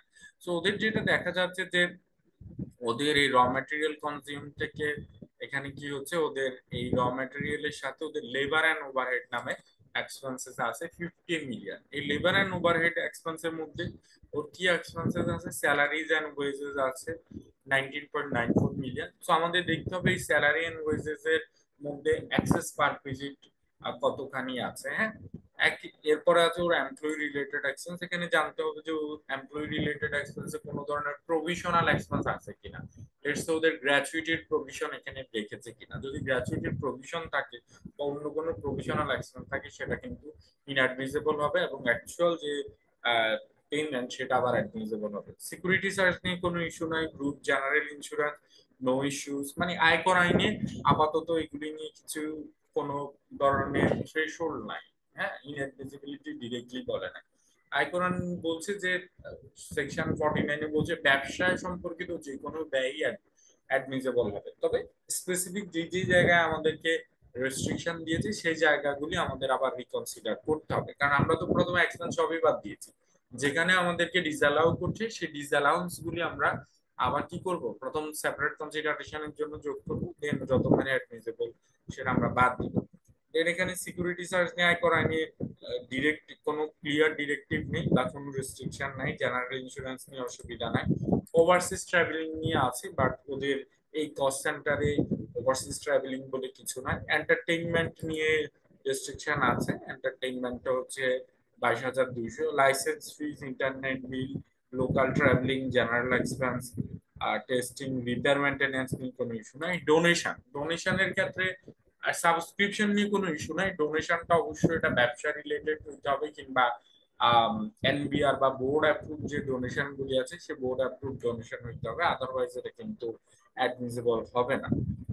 তো আমাদের এখানে মিক্সিওর করতে হবে এই ডোনেশনটা এটা কি এনবিআর অ্যাপ্রুভ কিনা। হ্যাঁ, দেন ইলেকট্রিসিটি গ্যাস নিয়ে কোনো অবজেকশন নেই। ডেপ্রিসিয়েশন, এখানে যে ডেপ্রিসিয়েশনটা আছে এটা কিন্তু আই আমাদের কি করা হয়েছে, এটা হচ্ছে আমাদের আইএস 16 অনুযায়ী আপনার ডেপ্রিসিয়েশনটা সার্চ করা আছে। এই ডেপ্রিসিয়েশনটা কিন্তু কোম্পানি কোম্পানি নিজস্ব পলিসি অনুযায়ী এই ডেপ্রিসিয়েশনটা সার্চ করেছে। আমাদের যেটা করতে হবে, আমাদের দেখতে হবে যে ট্যাক্স ডেপ্রিসিয়েশন কতখানি। হ্যাঁ, থার্ড শিডিউল অনুযায়ী রিডিউসিং ব্যালেন্স মেথডে ট্যাক্স ডেপ্রিসিয়েশনটা আমাদের বের করতে হবে। এই জন্য আমরা প্রথমে অ্যাকাউন্টিং ডেপ্রিসিয়েশনটা সেপারেট কনসিডারেশনের জন্য অ্যাড করবো, এবং পরবর্তীতে লাস্ট ইয়ারের ট্যাক্স ডেপ্রিসিয়েশনের ওপেনিং রিটেন ডাউন ভ্যালুর সাথে এই অর্থ বছরে অ্যাসেটের যে এডিশনটা হয়েছে এটা যোগ করব, এবং অ্যাসেটের যে ডিসপোজালটা আছে এটা বাদ দিয়ে অ্যাসেটের ডেপ্রিসিয়েশন বেস ভ্যালুটা বের করে তারপরে আমরা আবার থার্ড শিডিউলের রেট দিয়ে ট্যাক্স ডেপ্রিসিয়েশনটা বের করবো। সো ট্যাক্স ডেপ্রিসিয়েশনটা বের করা কিন্তু একটা বড় ধরনের অ্যাক্টিভিটি। হ্যাঁ, যেখান থেকে আমরা যেটা জানি আইএস 12 আবার ডেফার্ড ট্যাক্সটা আসলে চলে আসে আর কি। ওই যে যে কোনো অ্যাসেটের অ্যাকাউন্টিং বেস এবং ট্যাক্স বেস ডিফারেন্ট হওয়ার কারণে আইএস 12 এর ডেফার্ড ট্যাক্স ছিল। যাই হোক, সেটা অন্য আলোচনা। তো আমরা যেটা করবো এই ডেপ্রিসিয়েশনটা সেপারেট কনসিডারেশনের জন্য নিব, বাকি যে এক্সপেন্সেস গুলি আছে সেখানে আপাতত কোনো ইস্যু নেই। ও এখানে আরেকটা আছে, প্রভিশন ফর স্টক অবসোলেন্স। ওরা ইনভেন্টরির জন্য একটা প্রভিশনাল এক্সপেন্সেস ধরেছে যে ওদের একটা certain percentage of inventory obsolete হয়ে যেতে পারে। সো এটা যেহেতু এই প্রভিশনাল, এটা যেহেতু একটা প্রভিশনাল এক্সপেন্স, এই এই ইনভেন্টরি প্রভিশনাল এক্সপেন্স এটাও কিন্তু আপনার কি হয়ে যাবে, এটা আপনার ডিসঅ্যালাউ হয়ে যাবে। সো আমরা এখান থেকে কি কি আইটেম নিব, যেটা আমি বলেছি যে কস্ট অফ সেলস থেকে সেপারেট কনসিডারেশনের জন্য প্রভিশনটা দেখবো, স্যালারি এন্ড অ্যালাউন্স দেখবো, employee related expense, overseas travelling, entertainment, donation, ডেপ্রিসিয়েশনটা আমরা দেখবো। দেন আমি আবার একটু ব্যাক করি আমাদের ইনকাম স্টেটমেন্টে। এরপর আমরা রেভিনিউ থেকে কস্ট অফ সেলস বাদ দিলে যেটা পাচ্ছি গ্রস প্রফিট, সেখান থেকে বাদ হবে অ্যাডমিনিস্ট্রেটিভ এক্সপেন্স 54.243 মিলিয়ন। আমি যদি আবার এই অ্যাডমিনিস্ট্রেটিভ এক্সপেন্সটা দেখি, সেখানে দেখবেন যে অ্যাডমিনিস্ট্রেটিভ এক্সপেন্সের আন্ডারে আবার অনেকগুলো এক্সপেন্সেস আছে। স্যালারিজ এন্ড অ্যালাউন্স, এখান থেকে পারকুইজিটির ইমপ্লিকেশন দেখতে হবে। এমপ্লয়ি রিলেটেড থেকে গ্র্যাচুইটির প্রভিশন বা অন্য কোনো প্রভিশন আছে কিনা সেটা দেখতে হবে। এখানে যেমন এন্টারটেইনমেন্ট আছে, সরি এটা মার্ক হয়নি, এই এন্টারটেইনমেন্টটা আসবে। এন্টারটেইনমেন্টটা আমরা আলাদা করে কনসিডার করব সেপারেট কনসিডারেশনের জন্য। দেন হইলো আপনার এখানে লোকাল জেনারেল এক্সপেন্স নিয়ে কোনো ইস্যু নাই। লোকাল ট্রাভেলিং নিয়ে কিছু নেই, ওভারসিজ ট্রাভেলিং নিয়ে হ্যাঁ এটা সেপারেট কনসিডারেশনের জন্য বিবেচনায় আনতে হবে, বাকিগুলিতে কিছু নয়। আবার ডোনেশন এন্ড সাবস্ক্রিপশনটা এই কস্ট সেন্টারেও আছে, এখানে দেখতে হবে। দেন এখানে আবার ডেপ্রিসিয়েশন আছে, সো অ্যাকাউন্টিং ডেপ্রিসিয়েশনটাকে আমরা প্রথমে অ্যাড করব, দেন পরবর্তীতে ট্যাক্স ডেপ্রিসিয়েশনটা বাদ দিব। পরবর্তীতে বাদ দেওয়া আছে selling and administrative expense 287 million 28 crore টাকা। সেখানেও দেখতে হবে এখানে কোনো আলাদা করে ট্যাক্স ট্রিটমেন্ট আছে কিনা। সো তিনটা কস্ট সেন্টারে ওদের স্যালারিজ এন্ড ওয়েজেস আছে, একটা লেবার এন্ড ওভারহেডে, আর একটা অ্যাডমিনিস্ট্রেটিভ এক্সপেন্স, এবং লাস্টলি সেলিং এন্ড ডিস্ট্রিবিউশন। সবগুলি সেলিং স্যালারি, তিনটা কস্ট সেন্টারের স্যালারি এন্ড অ্যালাউন্স যোগ করে টোটাল যে অ্যানুয়াল স্যালারি এন্ড অ্যালাউন্স আছে, সেই অ্যানুয়াল স্যালারি এন্ড অ্যালাউন্সের পার ভিজিট এবং নন পার ভিজিট ব্রেকডাউনটা নিতে হবে। তিনটা কস্ট সেন্টারের এমপ্লয়ি রিলেটেড এক্সপেন্স থেকে টোটাল প্রভিশনাল, গ্র্যাচুইটি বা অন্যান্য কোনো প্রভিশনাল এক্সপেন্স থাকলে সেটা নিতে হবে। তিনটা কস্ট সেন্টারের এন্টারটেইনমেন্টটা যোগ করে আমরা দেখবো কতখানি অ্যালাওয়েবল হয়। তিনটা কস্ট সেন্টারের ডেপ্রিসিয়েশন যোগ করে আমরা দেখবো কতখানি অ্যালাওয়েবল হয়। ইম্পেয়ারমেন্ট অফ রিসিভেবল, এটা এখানে ওদের রাইট অফ ইউজ অ্যাসেট ছিল, হ্যাঁ ওদের আইফআরএস 16 এর ইমপ্লিকেশনের রাইট অফ ইউজ অ্যাসেট ছিল। যে ওরা রাইট অফ ইউজ অ্যাসেটের জন্য বেসিক্যালি কি করেছে, impairment, sorry, right of use অ্যাসেটের জন্য যেটা হবে অ্যামোর্টাইজেশন হবে, হ্যাঁ amortisation of right of use asset হবে। এই অ্যামোর্টাইজেশন এক্সপেন্স গুলি প্রথমে আমাদের যোগ করতে হবে এবং পরবর্তীতে অ্যাকচুয়াল রেন্টাল এক্সপেন্সটা আমরা বাদ দিব। আর এটা যেটা আছে ইম্পেয়ারমেন্ট অফ রিসিভেবল, রিসিভেবলের আসলে দু ধরনের ট্রিটমেন্ট হয়, একটা হচ্ছে ব্যাড ডেট প্রভিশন, আবার অন্যদিকে হচ্ছে রিসিভেবলের ভ্যালুয়েশন থেকে ইম্পেয়ারমেন্ট অফ রিসিভেবল করা হয়, যদিও দুটা সামহাউ ও কানেক্টেড, বাট অ্যাকাউন্টিং ট্রিটমেন্টটা আলাদা। সো ইম্পেয়ারমেন্ট অফ রিসিভেবল মানে ওনারা যেটা ভাবছেন যে যে টোটাল রিসিভেবল ছিল এটার একটা সার্টেন পার্সেন্টেজ আর পাবে না। ইম্পেয়ারমেন্ট অফ রিসিভেবল এবং রিসিভেবলের রাইট অফ আর টু ডিফারেন্ট থিং। রিসিভেবলের যদি রাইট অফ হয় তাহলে সেটা অ্যাডমিসেবল হবে, রিসিভেবলের যদি প্রভিশন, ব্যাড ডেট প্রভিশন হয় বা ইম্পেয়ারমেন্ট অফ রিসিভেবল হয় তাহলে সেটা কিন্তু ইনঅ্যাডমিসেবল হবে। তবে ইম্পেয়ারমেন্ট অফ রিসিভেবল হলে বা ইম্পেয়ারমেন্ট এক্সপেন্স হলে একটা সুবিধা হচ্ছে, কোন এক্সপেন্স যদি ইম্পেয়ারমেন্ট হয় তাহলে সেটা 55 দ্বারাই ডিসঅ্যালাউ হলেও ওইটার উপর রেগুলার রেটে ট্যাক্স দিতে হয় না, হ্যাঁ? আমরা এটা ওই দিন আলোচনা করেছি। সেলস প্রমোশনাল এক্সপেন্স আছে, বাট এদের অ্যাডভার্টাইজমেন্ট নাই, আমরা মেকশিওর করবো এদের এখানে কোনো অ্যাডভার্টাইজমেন্ট এক্সপেন্স আছে কিনা, থাকলে অ্যাডভার্টাইজমেন্টটা বাদ দিয়ে প্রমোশনাল এক্সপেন্সটা সেপারেট ট্রিটমেন্টের জন্য নিতে হবে। এখানে ওভারসিজ ট্রাভেলিং আছে, সবশেষে আবার ডোনেশন আছে। সো এই সমস্ত যেগুলো আমি মার্ক করেছি এগুলি ট্যাক্স আইনে যেহেতু এই সমস্ত এক্সপেন্সকে আলাদা আলাদা ইনস্ট্রাকশন আছে, এই জন্য এটা সেপারেট কনসিডারেশনের জন্য নিব। তো আমাদের গ্রস প্রফিট থেকে অপারেটিং এক্সপেন্স গুলি বাদ দেওয়ার পরে আমরা যেটা পাচ্ছি প্রফিট ফ্রম অপারেটিং অ্যাক্টিভিটিস বা অপারেটিং ইনকাম, এটার সাথে যোগ করা আছে আদার ইনকাম। আমরা যদি একটু আদার ইনকামের দিকে তাকাই, এই এবিসি লিমিটেডের আদার ইনকাম আছে sale of scrap, interest on FDR, investment income এবং আদার ইন্টারেস্ট ইনকাম। একদম আমরা ক্লিয়ারলি দেখতে পাই যে other interest income, FDR interest income এবং ইনভেস্টমেন্ট ইনকাম এগুলি কিন্তু বিজনেস হেডের ইনকাম না, রেদার দেন এটা হচ্ছে ইনকাম ফ্রম ফাইন্যান্সিয়াল অ্যাসেট।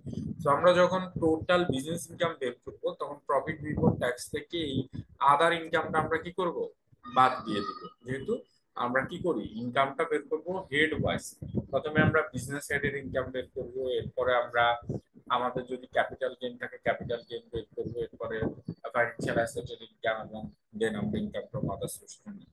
তো আমাদের আদার ইনকাম এটা যেহেতু নন বিজনেস হেডের ইনকাম, এটা প্রথমে আমরা প্রফিট বিফোর ট্যাক্স থেকে বাদ দিব। দেন কামিং টু আদার লস, এখানে যেমন 16 লাখ টাকার একটা আদার লস আছে, এই আদার লসের দিকে যদি আমরা তাকাই এদের আদার লসটা আসলে দুটো হেড থেকে আসছে, একটা হচ্ছে ফরেন এক্সচেঞ্জ লস আর একটা হচ্ছে আদার লস। এটা যে ফরেন এক্সচেঞ্জ লস সেটা কিন্তু আবার আলাদা করে ব্রেকডাউন আছে। ওদের এই ফরেন এক্সচেঞ্জ লসটা আসলে আসছে ফরেন এক্সচেঞ্জ লস 17.96 মিলিয়ন এবং ফরেন এক্সচেঞ্জ গেইন 16.88 মিলিয়ন থেকে। এই যে আবার আমি যদি লস দেখি, লসের মধ্যে একটা হচ্ছে আনরিয়ালাইজড কোনো লস নেই, পুরো লসটাই হচ্ছে রিয়ালাইজড লস। বাট আমি যখন গেইনের দিকে তাকাচ্ছি তখন দেখা যায় যে রিয়ালাইজড গেইন হচ্ছে 3,596 এবং আনরিয়ালাইজড গেইন হচ্ছে 1,68,00,000। So, আমরা এই টোটাল লসটা, এই যে ফরেন এক্সচেঞ্জের লস যেটা, এটা প্রথমে যোগ করব, বাট যোগ করে যেটা রিয়ালাইজড গেন সেটা আমরা অ্যাড করব, আর যেটা নন রিয়ালাইজড এবং যেটা রিয়ালাইজড গেন সেটা অ্যাড করব, আর যেটা রিয়ালাইজড লস সেটা আমরা আবার এক্সপেন্স হিসেবে বাদ দেব। সেই বিষয়গুলো আমাদের কিন্তু খেয়াল রাখতে হবে। এরপরে আসি আমরা ফাইন্যান্স এক্সপেন্সেস। তো এদের আসলে ফাইন্যান্স এক্সপেন্সটা কেন হচ্ছে এটা আমাদের দেখতে হবে।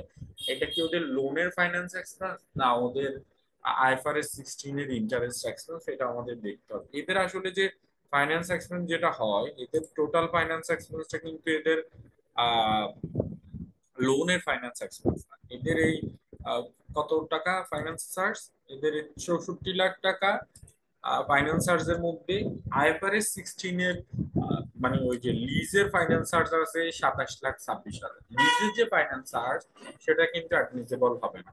তাহলে লিজের ফাইন্যান্স চার্জ ছাড়া বাকি যে ফাইন্যান্স চার্জ যেটা আছে সেটা অ্যাডমিসেবল হবে। আমি যদি এদের দেখি, এদের টোটাল ফাইন্যান্স চার্জ হচ্ছে এত, এবং সেখানে ওদের লিজের ফাইন্যান্স চার্জ হচ্ছে আপনার 27 লাখ। তার মানে ওদের আদার ফাইন্যান্স চার্জ বা আদার ইন্টারেস্ট এক্সপেন্স হচ্ছে 37,08,000। এই 37,08,000 যেটা ইন্টারেস্ট এক্সপেন্স আছে সেটা কিন্তু অ্যাডমিসেবল হবে না। রেদার দেন যেটা অ্যাকচুয়াল ইন্টারেস্ট পেমেন্ট আছে সেটা ওদের জন্য অ্যাডমিসেবল হবে। তো আমরা যেটা বলেছি যে ব্যাংক এবং ফাইন্যান্সিয়াল ইনস্টিটিউশন থেকে যদি ওরা লোন নেয়, তাইলে ওই লোনের actual what ever the total interest payment is doesn't matter, ওরা যা ইন্টারেস্ট পেমেন্ট করবে পুরাটাই অ্যাডমিসেবল হবে। বাট রিলেটেড পার্টি থেকে কোনো লোন নিয়ে যদি ইন্টারেস্ট পেমেন্ট হয়, তাহলে সেখানে 15 লাখ টাকার ইন্টারেস্ট পেমেন্ট নিয়ে এনবিআর কোনো কোশ্চেন তুলবে না। বাট রিলেটেড পার্টিকে যদি 15 লাখ টাকার বেশি ইন্টারেস্ট দেওয়া হয়, সেখানে বোর্ড ঠিক করবে যে কতখানি ইন্টারেস্ট পেমেন্ট অ্যাডমিসেবল হবে। তো আমাদের এখানে যে লোনটা আছে, লোনের আদার্স যে ফাইন্যান্স চার্জ আছে, এটা বেসিক্যালি ওদের রিলেটেড পার্টিকে দেয়া ইন্টারেস্ট এক্সপেন্স। ওকে, তো এটা বাদ দেওয়ার পরে আমরা যেটা পাচ্ছি সেটা হচ্ছে ওয়ার্কার্স প্রফিট, মানে প্রফিট বিফোর ডাব্লিউপিপি এর 115.98 মিলিয়ন, মানে 11,59,00,000। সেখান থেকে ওরা ওয়ার্কার্স প্রফিট পার্টিসিপেশন ফান্ডে পেমেন্ট করেছে 56,15,00,000, এবং ফাইনালি ওরা প্রফিট বিফোর ইনকাম ট্যাক্স পেয়েছে 110 মিলিয়ন, মানে 11,03,00,000। তো আমরা সাধারণত ট্যাক্সের কম্পিটিশনটা কিভাবে করি, আমরা ট্যাক্সের কম্পিটিশনটা করি আসলে প্রফিট বিফোর ইনকাম ট্যাক্স দিয়ে। সো যদিও আমরা শুরু করব প্রফিট বিফোর ইনকাম ট্যাক্স থেকে, শুরু করলেও আমরা কিন্তু হেড ওয়াইজ আলাদা আলাদা করে ট্যাক্সের কম্পিটিশন করব। তো আমরা শুরু করব প্রফিট বিফোর ইনকাম ট্যাক্স দিয়ে, করে এখান থেকে নন বিজনেস ইনকাম গুলি বাদ দিব এবং নন বিজনেস এক্সপেন্সেস অন লসেস যোগ করব। যোগ করে আমরা প্রথমে বের করব যে আমাদের ফাইন্যান্সিয়াল স্টেটমেন্ট অনুযায়ী বিজনেস ইনকাম কত টাকা। দেন এই ফাইন্যান্সিয়াল স্টেটমেন্ট অনুযায়ী যে বিজনেস ইনকামটা আছে, এই ইনকামের সাথে আমাদের আয়কর আইনে যে স্পেসিফিক গাইডলাইন দেওয়া আছে যে কোনটা অ্যাডমিসিবল কোনটা ইনঅ্যাডমিসিবল, সেটা আমরা বাদ দিব। বাদ দিয়ে আমরা বের করবো আয়কর আইন অনুযায়ী ট্যাক্সেবল বিজনেস ইনকাম কতখানি। আমার কথা বোঝা যাচ্ছে কি? Am I clear? আচ্ছা, আমাকে কেউ একজন বলেন তো, ওয়ার্কার্স প্রফিট পার্টিসিপেশন ফান্ড নিয়ে আয়কর আইনের স্পেসিফিক ডিরেক্টিভ কি? ওয়ার্কার্স প্রফিট পার্টিসিপেশন ফান্ড নিয়ে 49 ধারায় কি বলা আছে, কে বলবেন, বলেন। ওয়ার্কার্স প্রফিট পার্টিসিপেশন ফান্ডে কতখানি অ্যালাউয়েবল হবে?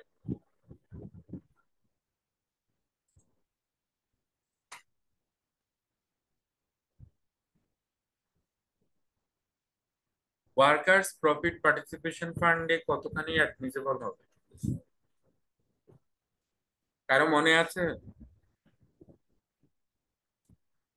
5% নিট মুনাফার 5%। এক্সিলেন্ট। ওয়ার্কার্স প্রফিট পার্টিসিপেশন ফান্ডে অ্যাডমিসেবল হবে এই যে ডিসক্লোজ বিজনেস ইনকামের 5%। তো আমরা কিন্তু যেটা দেখবো যে ডিসক্লোজ বিজনেস ইনকাম কত, এবং ডিসক্লোজ বিজনেস ইনকামের 5% পর্যন্ত অ্যাডমিসেবল হবে, আর বাকিটা কিন্তু ইনঅ্যাডমিসেবল হবে। এই যে যদি ডিসক্লোজ বিজনেস ইনকামের 5%-এর বেশি ওয়ার্কার্স প্রফিট পার্টিসিপেশন ফান্ডে দেওয়া হয় এবং সেখান থেকে কোনো এক্সপেন্স ডিসঅ্যালাউ হয়, সেটার জন্য কি রেগুলার রেটে ট্যাক্স দিতে হবে?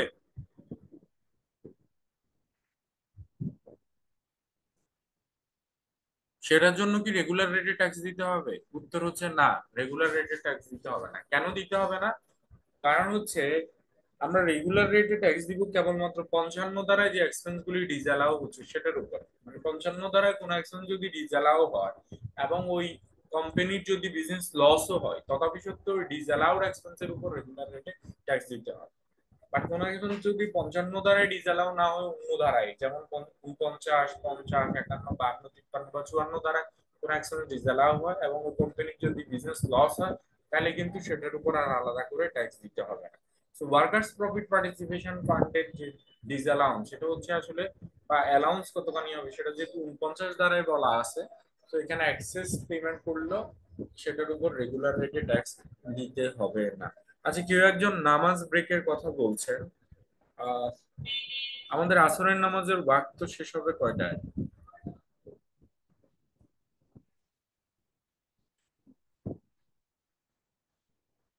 আমি আর 10 মিনিটস নেই, আগে ফাইন্যান্সিয়াল স্টেটমেন্ট আমি অ্যানালাইসিস করে নেই। অ্যানালাইসিস করে নামাজে যাব, নামাজ থেকে এসে আমরা ইনকাম ট্যাক্সের কম্পিটিশনটা দেখবো। হ্যাঁ, তো আমার মোটামুটি প্রফিট এন্ড লস স্টেটমেন্টের একটা অ্যানালাইসিস হয়ে গেছে। আমি আপনাদেরকে বলছি যে আমরা যখন হচ্ছে ট্যাক্স কম্পিটিশন করব, তখন যে শুধুমাত্র প্রফিট এন্ড লস স্টেটমেন্ট থেকেই আমাদের ট্যাক্স লায়াবিলিটি আসবে তা কিন্তু না, আমাদের ব্যালেন্স শিটে ও দেখতে হবে। আমি এবার এই কোম্পানির ব্যালেন্স শিটটা যদি একটু দেখি, এই কোম্পানির ব্যালেন্স শিটের মানে ফাইন্যান্সিয়াল পজিশনের শুরুতেই আছে নন কারেন্ট অ্যাসেট। ওদের প্রপার্টি প্ল্যান্ট এন্ড ইকুইপমেন্টের টোটাল ভ্যালু হচ্ছে আপনার 296 মিলিয়ন। আপনারা আসলে একটু খেয়াল করবেন, যদিও এই বিষয়টা ডিরেক্টলি আমাদের ট্যাক্স কম্পিটিশনে আমরা কনসিডার করি না, বাট ট্যাক্স অফিস অ্যাসেসমেন্টের সময় ওরা কিন্তু ঠিক মতোই দেখবে যে আপনার যে অ্যাসেটের এডিশন হচ্ছে অর্থ বছরে 29 মিলিয়নের, এই অ্যাসেটের এডিশন মানে নতুন করে অ্যাসেট যেটা পারচেস করছেন, এটা পারচেস করে পেমেন্ট করার সময় উৎসে কর কর্তন করা আছে কিনা। এটা যদি পেমেন্ট করার সময় উৎসে কর কর্তন করা না থাকে, তাহলে সেটার উপর আপনাকে রেগুলার রেটে ট্যাক্স দিতে হবে। তো আমাদের এখানে যে ডেপ্রিসিয়েশনটা আছে, এই ডেপ্রিসিয়েশনটা হচ্ছে অ্যাকাউন্টিং ডেপ্রিসিয়েশন। আমরা অ্যাকাউন্টিং ডেপ্রিসিয়েশনটাকে প্রথমে কি করব, ডিসঅ্যালাউ মানে অ্যাড ব্যাক করবো এবং পরবর্তীতে ট্যাক্স ডেপ্রিসিয়েশনটা বাদ দিব। এদের রাইট অফ ইউজ অ্যাসেট আছে, so right of use asset থাকার কারণে রাইট অফ ইউজ অ্যাসেটের অ্যামোর্টাইজেশন এবং ফাইন্যান্স চার্জটা প্রথমে যোগ হবে এবং পরবর্তীতে অ্যাকচুয়াল যে রেন্টাল এক্সপেন্স সেটা বাদ দিব। ইনভেন্টরিজ এর এখানে একটা বিষয় আছে যে এদের ইনভেন্টরিজ এর একটা প্রভিশন আছে। হ্যাঁ, প্রভিশন ফর স্টক অবসোলেন্স, যেটা আমরা এক্সপেন্স হিসেবে সার্চ করছি। সো ইনভেন্টরির এটা ডিসঅ্যালাউ হবে প্রভিশন পার্টটা। ট্রেড রিসিভেবল নিয়ে আলাদা আসলে খুব একটা কিছু না। অ্যাডভান্সের মধ্যে আমরা দেখবো যে আমাদের কোনো অ্যাডভান্স ট্যাক্স দেয়া আছে কিনা। সো আমরা ওই অ্যাডভান্স ট্যাক্সটা বেসিক্যালি ট্যাক্স পেমেন্ট হিসেবে কনসিডার করব। সো ইন্টারেস্ট রিসিভেবল যেহেতু আছে, তার মানে ইন্টারেস্ট ইনকাম আছে, আমরা এটা অলরেডি দেখিয়েছি।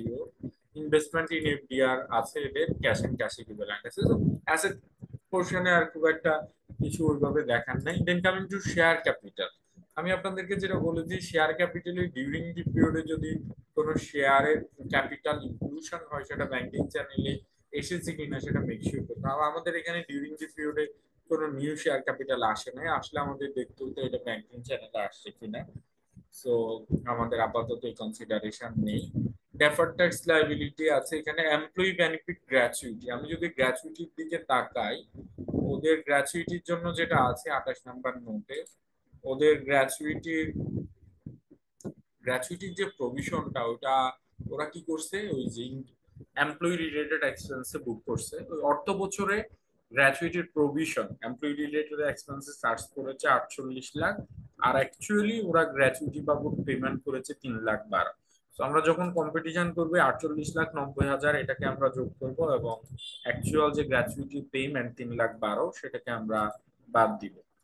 দেন ওদের লিজ অব্লিগেশন আছে, লিজের অলরেডি আমরা ট্রিটমেন্টের কথা বলেছি। লোন ফ্রম রিলেটেড পার্টি, যেটা আমি বলেছি, রিলেটেড পার্টির ওদের লোন থেকে 37 লাখ টাকার একটা ইন্টারেস্ট চার্জ আছে। আমাদের দেখতে হবে ইন্টারেস্ট আসলে পেমেন্ট হয়েছে কিনা এবং পেমেন্ট হলে কতখানি পেমেন্ট হয়েছে। 15 লাখের নিচে হলে আমরা উইদাউট এনি কোশ্চেন সেটা অ্যাডমিসেবল করতে পারি। 15 লাখের বেশি পেমেন্ট হইলেও সেটা আমরা সার্চ করবো, বাট অ্যাসেসমেন্টের সময় ট্যাক্স অফিস এটা আবার দেখবেন। ট্রেড পেয়েবলের ক্ষেত্রে আমাদের যেটা আমি আপনাদেরকে 67 ধারায় বলেছি, যে এই ট্রেড পেয়েবলের এইজিং শিডিউল দেখতে হবে। 3 বছরের মধ্যে এই ট্রেড পেয়েবলটা মানে 3 বছরের বেশি আউটস্ট্যান্ডিং কোনো ট্রেড পেয়েবল আছে কিনা, যদি থাকে সেটা কিন্তু আপনার ইনকাম ফ্রম আদার সোর্স হিসেবে অ্যাড হয়ে যাবে। আদার্স পেয়েবলের মধ্যে দেখতে হবে কনস্ট্রাকশন কোম্পানির কোনো পেবল আছে কিনা, সেটা যদি 2 বছরের বেশি আউটস্ট্যান্ডিং পেবল হয় সেটাও কিন্তু একইভাবে আপনার ইনকাম ফ্রম আদার সোর্স হিসেবে অ্যাড হয়ে যাবে। তো এই হচ্ছে মোটামুটি আমাদের ফাইন্যান্সিয়াল স্টেটমেন্টের অ্যানালাইসিস। এবং এইটার সাথে সাথে আমরা ওই যে যেটা আপনাদেরকে আমি বলছিলাম যে এখানে অডিট রিপোর্টে ডিরেক্টলি পার ভিজিটের ব্রেকডাউন নাই স্যালারি রিলেটেড। আমরা এই প্রতিষ্ঠানের ট্যাক্স কম্পিটিশনের আগে এদের পার ভিজিটের ব্রেকডাউনটা নিব, ওদের প্রমোশনটা এবং অ্যাডভার্টাইজমেন্ট আলাদা করে স্প্লিট করা নাই, সেটা আমরা আলাদা করে নিব। এবং ওদের টোটাল যে ট্যাক্স পেমেন্টটা আছে, টোটাল ট্যাক্স পেমেন্টটা কোন কোন খাতে হয়েছে সেটা আমরা নিব। লাস্ট ইয়ারের ওদের ট্যাক্স রিটার্নটা নিব। আর অবশ্যই স্যান্ড অডিট রিপোর্ট এটা তো আমরা নিব, নিলে আমরা এদের ট্যাক্স রিটার্নটা মানে প্রিপেয়ার করতে পারি। সো ট্যাক্স রিটার্ন প্রিপেয়ারের আগে আমরা কম্পিটিশন করব, দেন হচ্ছে রিটার্নটা প্রিপেয়ার করবো। এই মুহূর্তে আমি একটা নামাজের ব্রেক নিচ্ছি, এখন বাজে 4:53, আমরা ঠিক 5টায় ব্যাক করবো। হ্যাঁ, তো 5টায় আবার আমরা শুরু করবো, রিজিউম করবো। থ্যাংক ইউ, একটু নামাজ ব্রেক।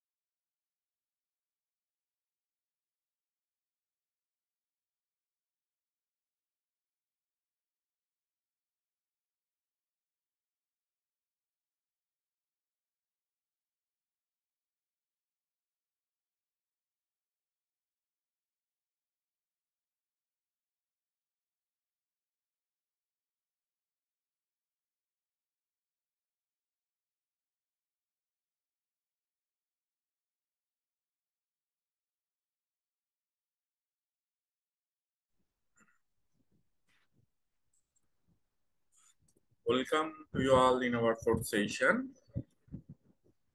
I hope আমরা মনে হয় নামাজ পড়ে আসতে পারছি। তো আমরা কি শুরু করব? Yes, sir. Okay, thank you. তো আমরা আমাদের এবার মূল আলোচনায় চলে আসি। এবার আমরা এই যে গিভেন কেসটা বা যে কোম্পানির আমরা ফাইন্যান্সিয়াল স্টেটমেন্ট অ্যানালাইসিস করলাম, এই ফাইন্যান্সিয়াল স্টেটমেন্টের উপর বেসিস করে আমরা এবার ট্যাক্সটা কম্পিটিশন করব। সো ট্যাক্স কম্পিটিশনের জন্য আসলে স্পেসিফিক কোনো ফরম্যাট নেই। আপনি আয়কর আইন অনুযায়ী নিজের সুবিধা মতো বা একটা আন্ডারস্ট্যান্ডেবল ফরম্যাটে আপনি ট্যাক্স কম্পিটিশন করতে পারেন। আমি সাধারণত ট্যাক্স কম্পিটিশনের জন্য 5টা কলাম ইউজ করি, যেখানে ফার্স্ট কলামে আমি পার্টিকুলারসটা দেই, সেকেন্ড কলামে হচ্ছে আমি ফাইন্যান্সিয়াল স্টেটমেন্ট এর স্পেসিফিক নোটগুলি দেই ফর রেফারেন্সেস, এবং থার্ড কলামে সাধারণত হচ্ছে আমি যেটা করি যে আপনাদের কতখানি অ্যাডমিসেবল, কতখানি ইনঅ্যাডমিসেবল, কিংবা আমাদের সেপারেট কম্পিটিশনের জন্য যে শিটগুলি দিচ্ছি শিটের রেফারেন্স আমি রাখি। দেন ফোর্থ কলাম, এটা হচ্ছে ইনার কলাম, ভিতরের আমাদের সাব কলামের সামেশন এর জন্য আমি এটা রাখি, এবং লাস্টলি হচ্ছে ফাইনাল কলাম। সো এই 5টা কলামে আপনারা চাইলে ট্যাক্স কম্পিটিশনটা ইউজ করতে পারেন, কিন্তু আপনাদের সুবিধা মতো। তো যেহেতু আমরা ট্যাক্স কম্পিটিশনটা ট্যাক্স রিটার্নের সাথে আলাদা করে দিব, সেহেতু আমরা এখানে একটু সুন্দর করে কোম্পানির ক্লিয়ারলি কোম্পানির নাম, কোম্পানির টেন, কোন পিরিয়ডের জন্য রিটার্নটা আমরা প্রিপেয়ার করছি, এবং এটা রিলেভেন্ট অ্যাসেসমেন্ট ইয়ার কত সেটা আমরা একটু টাইটেলে লিখে দিতে পারি। দেন আমরা স্টেটমেন্টের নামটা দিতে পারি যে competition of total income and tax liability there. So এইভাবে হেডিং দেওয়ার পরে আমরা আমাদের কম্পিটিশনটা শুরু করব। তো আমি যেটা বলেছি, আমরা আসলে কম্পিটিশনটা শুরু করব আমাদের ফাইন্যান্সিয়াল স্টেটমেন্টের, স্পেসিফিকলি প্রফিট অ্যান্ড লস স্টেটমেন্টের প্রফিট বিফোর ট্যাক্স থেকে। আমাদের ABC private limited company 30 June 2025-এ প্রফিট বিফোর ট্যাক্স হচ্ছে আপনার কত, 110 মিলিয়ন। আমরা শুরু করব কিন্তু প্রফিট বিফোর ট্যাক্স 110 মিলিয়ন থেকে। এই যে প্রফিট বিফোর ট্যাক্স, এখানে যে শুধুমাত্র বিজনেস ইনকাম আছে তা কিন্তু না, এখানে বিজনেস ইনকামের পাশাপাশি অন্যান্য খাতের ইনকাম আছে।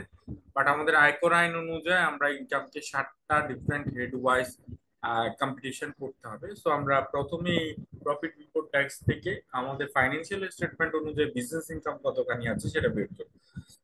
এটা করার জন্য আমরা যেটা করব যে আমাদের ফাইন্যান্সিয়াল স্টেটমেন্টে যদি অন্য কোনো এক্সপেন্সেস বা লসেস থাকে সেটা আমরা অ্যাড করে দিব। এটা যেহেতু আগে যোগ করা ছিল, এবার আমরা এটাকে বাদ দিব, এবং আমাদের যে আদার ইনকাম আছে এটা যেহেতু আগে যোগ ছিল সেটা আমরা এখন বাদ দিয়ে দিব। তো আমরা শুরুতে কি করলাম, আদার লসেস এন্ড এক্সপেন্সেস সেটা অ্যাড করলাম, এবং আদার যে ইনকাম গুলি আছে মানে নন বিজনেস ইনকাম যেটা আছে, like interest on FDR, investment income এবং আদার ইন্টারেস্ট ইনকাম, এই কয়টা আমরা বাদ দিলাম। বাদ দিয়ে আমরা এখন যেটা পাচ্ছি ইনকাম ফ্রম অপারেশন, মানে আমাদের ফাইন্যান্সিয়াল স্টেটমেন্ট কিংবা অডিট রিপোর্ট অনুযায়ী আমাদের অপারেটিং ইনকাম কতখানি সেটা আমরা বের করি। এই অপারেটিং ইনকাম আমাদের কয়েকটা ক্ষেত্রে লাগবে। কেউ কি বলতে পারবেন এই অপারেটিং ইনকাম আমাদের কখন কখন লাগবে, কোন কোন থ্রেশহোল্ডের জন্য এই অপারেটিং ইনকামটা লাগবে?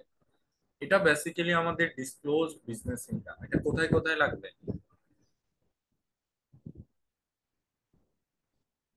ডিসক্লোজ বিজনেস ইনকাম কোথায় কোথায় লাগবে?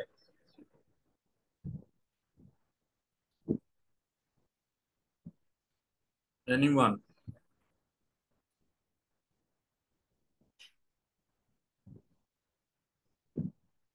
ডিসক্লোজ, WPPF সরি জি বলুন। WPPF প্রমোশনাল এক্সপেন্সের ক্ষেত্রে লাগবে, এই ফরেন ইয়ের সময় লাগবে, ফরেন ট্যুরের সময় লাগবে। তারপর হচ্ছে WPPF এর সময় লাগবে। এমডি, ম্যানেজিং ডিরেক্টরদের পার্ক ভিজিটের সময় লাগবে। না, থ্যাংক ইউ, আপনি কয়েকটা বলেছেন, অ্যাটলিস্ট ট্রাই করেছেন, ট্রাই করার জন্য আপনাকে অসংখ্য ধন্যবাদ। ডিসক্লোজ বিজনেস ইনকামটা আমাদের একটা যেটা আমরা বলছি WPPF, একজন বলছিলেন যে ওয়ার্কার্স প্রফিট পার্টিসিপেশন ফান্ডের অ্যাডমিসিবল লিমিটটা হবে এই ডিসক্লোজ বিজনেস ইনকাম বা অপারেটিং ইনকামের 5%। একইভাবে ওই যে আপনারা যেটা বলছেন ফরেন কোম্পানির হেড অফিস এক্সপেন্স বা ইন্টার গ্রুপ বিজনেস এক্সপেন্স যদি ক্লেম করা থাকে, সেই ফরেন মানে হেড অফিস এক্সপেন্সটা হবে এই ডিসক্লোজ বিজনেস ইনকামের 10%। আর একটা যেটা আছে যে কোনো কোম্পানি যদি royalty, technical fee, technical know how fee claim করে, তাহলে ওই royalty, technical fee, technical know how fee এর অ্যালাউবল লিমিটটা হবে ডিসক্লোজড ইনকামের 15% অথবা ওদের রিনিউয়াল টার্ন ওভারের 6%, হুইচ এভার ইজ লোয়ার। তো এই অপারেটিং ইনকামটা বেসিক্যালি আমাদের ডাব্লিউপিপিএ, তারপরে রয়্যালটি, টেকনিক্যাল ফি এবং হেড অফিস এক্সপেন্স, এই সমস্ত ক্ষেত্রে অ্যালাউবল লিমিটটা জানার জন্য লাগবে। আর সবচেয়ে যেটা এগুলি যদি নাও থাকে তথাপি সত্ত্বেও আমাদের আসলে ইনকাম ফ্রম অপারেশনটা করতে হবে, কারণ এখান থেকে আমরা আমাদের বিজনেস ইনকামটা বের করবো। So, এবার আসি, এটা আসলে আমাদের কি মানে ইয়ে অনুযায়ী, ফাইন্যান্সিয়াল স্টেটমেন্ট অনুযায়ী আমাদের আসলে অপারেটিং ইনকাম এতখানি, বাট আমাদের ট্যাক্স আইনে আবার আলাদা আলাদা করে কি বলছে যে আমরা যে এক্সপেন্স গুলি ক্লেম করছি সবগুলি এক্সপেন্স ট্যাক্স আইন মানবে না, কিছু এক্সপেন্স হচ্ছে ওর মতো করে মানবে, আর কিছু এক্সপেন্স হচ্ছে টোটালি ডিসঅ্যালাউ করছে।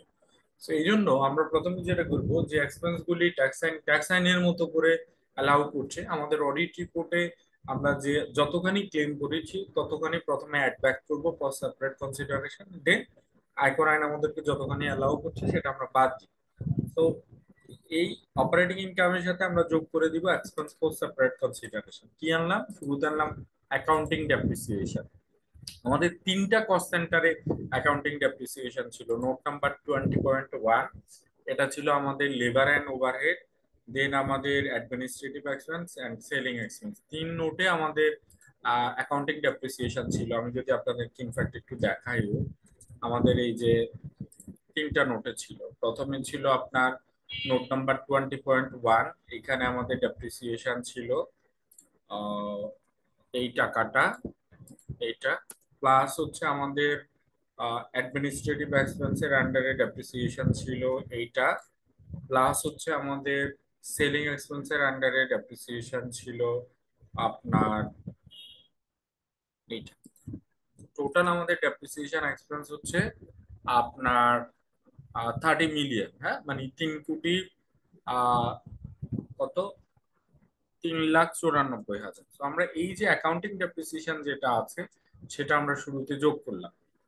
দেন amortisation on right of use asset, যেটা আমরা বলছি আমাদের 55 ধারায় যেটা বলা হচ্ছে, কোনো এন্টিটি যদি আইএফআরএস 16 এর অ্যাকাউন্টিং ফলো করে, ওদের যে অ্যামোর্টাইজেশন রাইট অফ ইউজ অ্যাসেটের অ্যামোর্টাইজেশনটা আছে সেটা অ্যাড হবে, এবং একই সাথে অ্যামোর্টাইজেশনের যে ইন্টারেস্ট এক্সপেন্স আছে সেটাও কিন্তু অ্যাড ব্যাক হবে। আমি যদি আপনাদেরকে আমাদের অডিট রিপোর্ট দেখাই, আমাদের অডিট রিপোর্টে যে রাইট অফ ইউজ অ্যাসেটের অ্যামোর্টাইজেশন এক্সপেন্স আছে এই যে দুই জায়গায়, হ্যাঁ, যে অ্যামোর্টাইজেশন এক্সপেন্স হচ্ছে টোটাল 1,43,99,000, এই যে 1,43,99,000।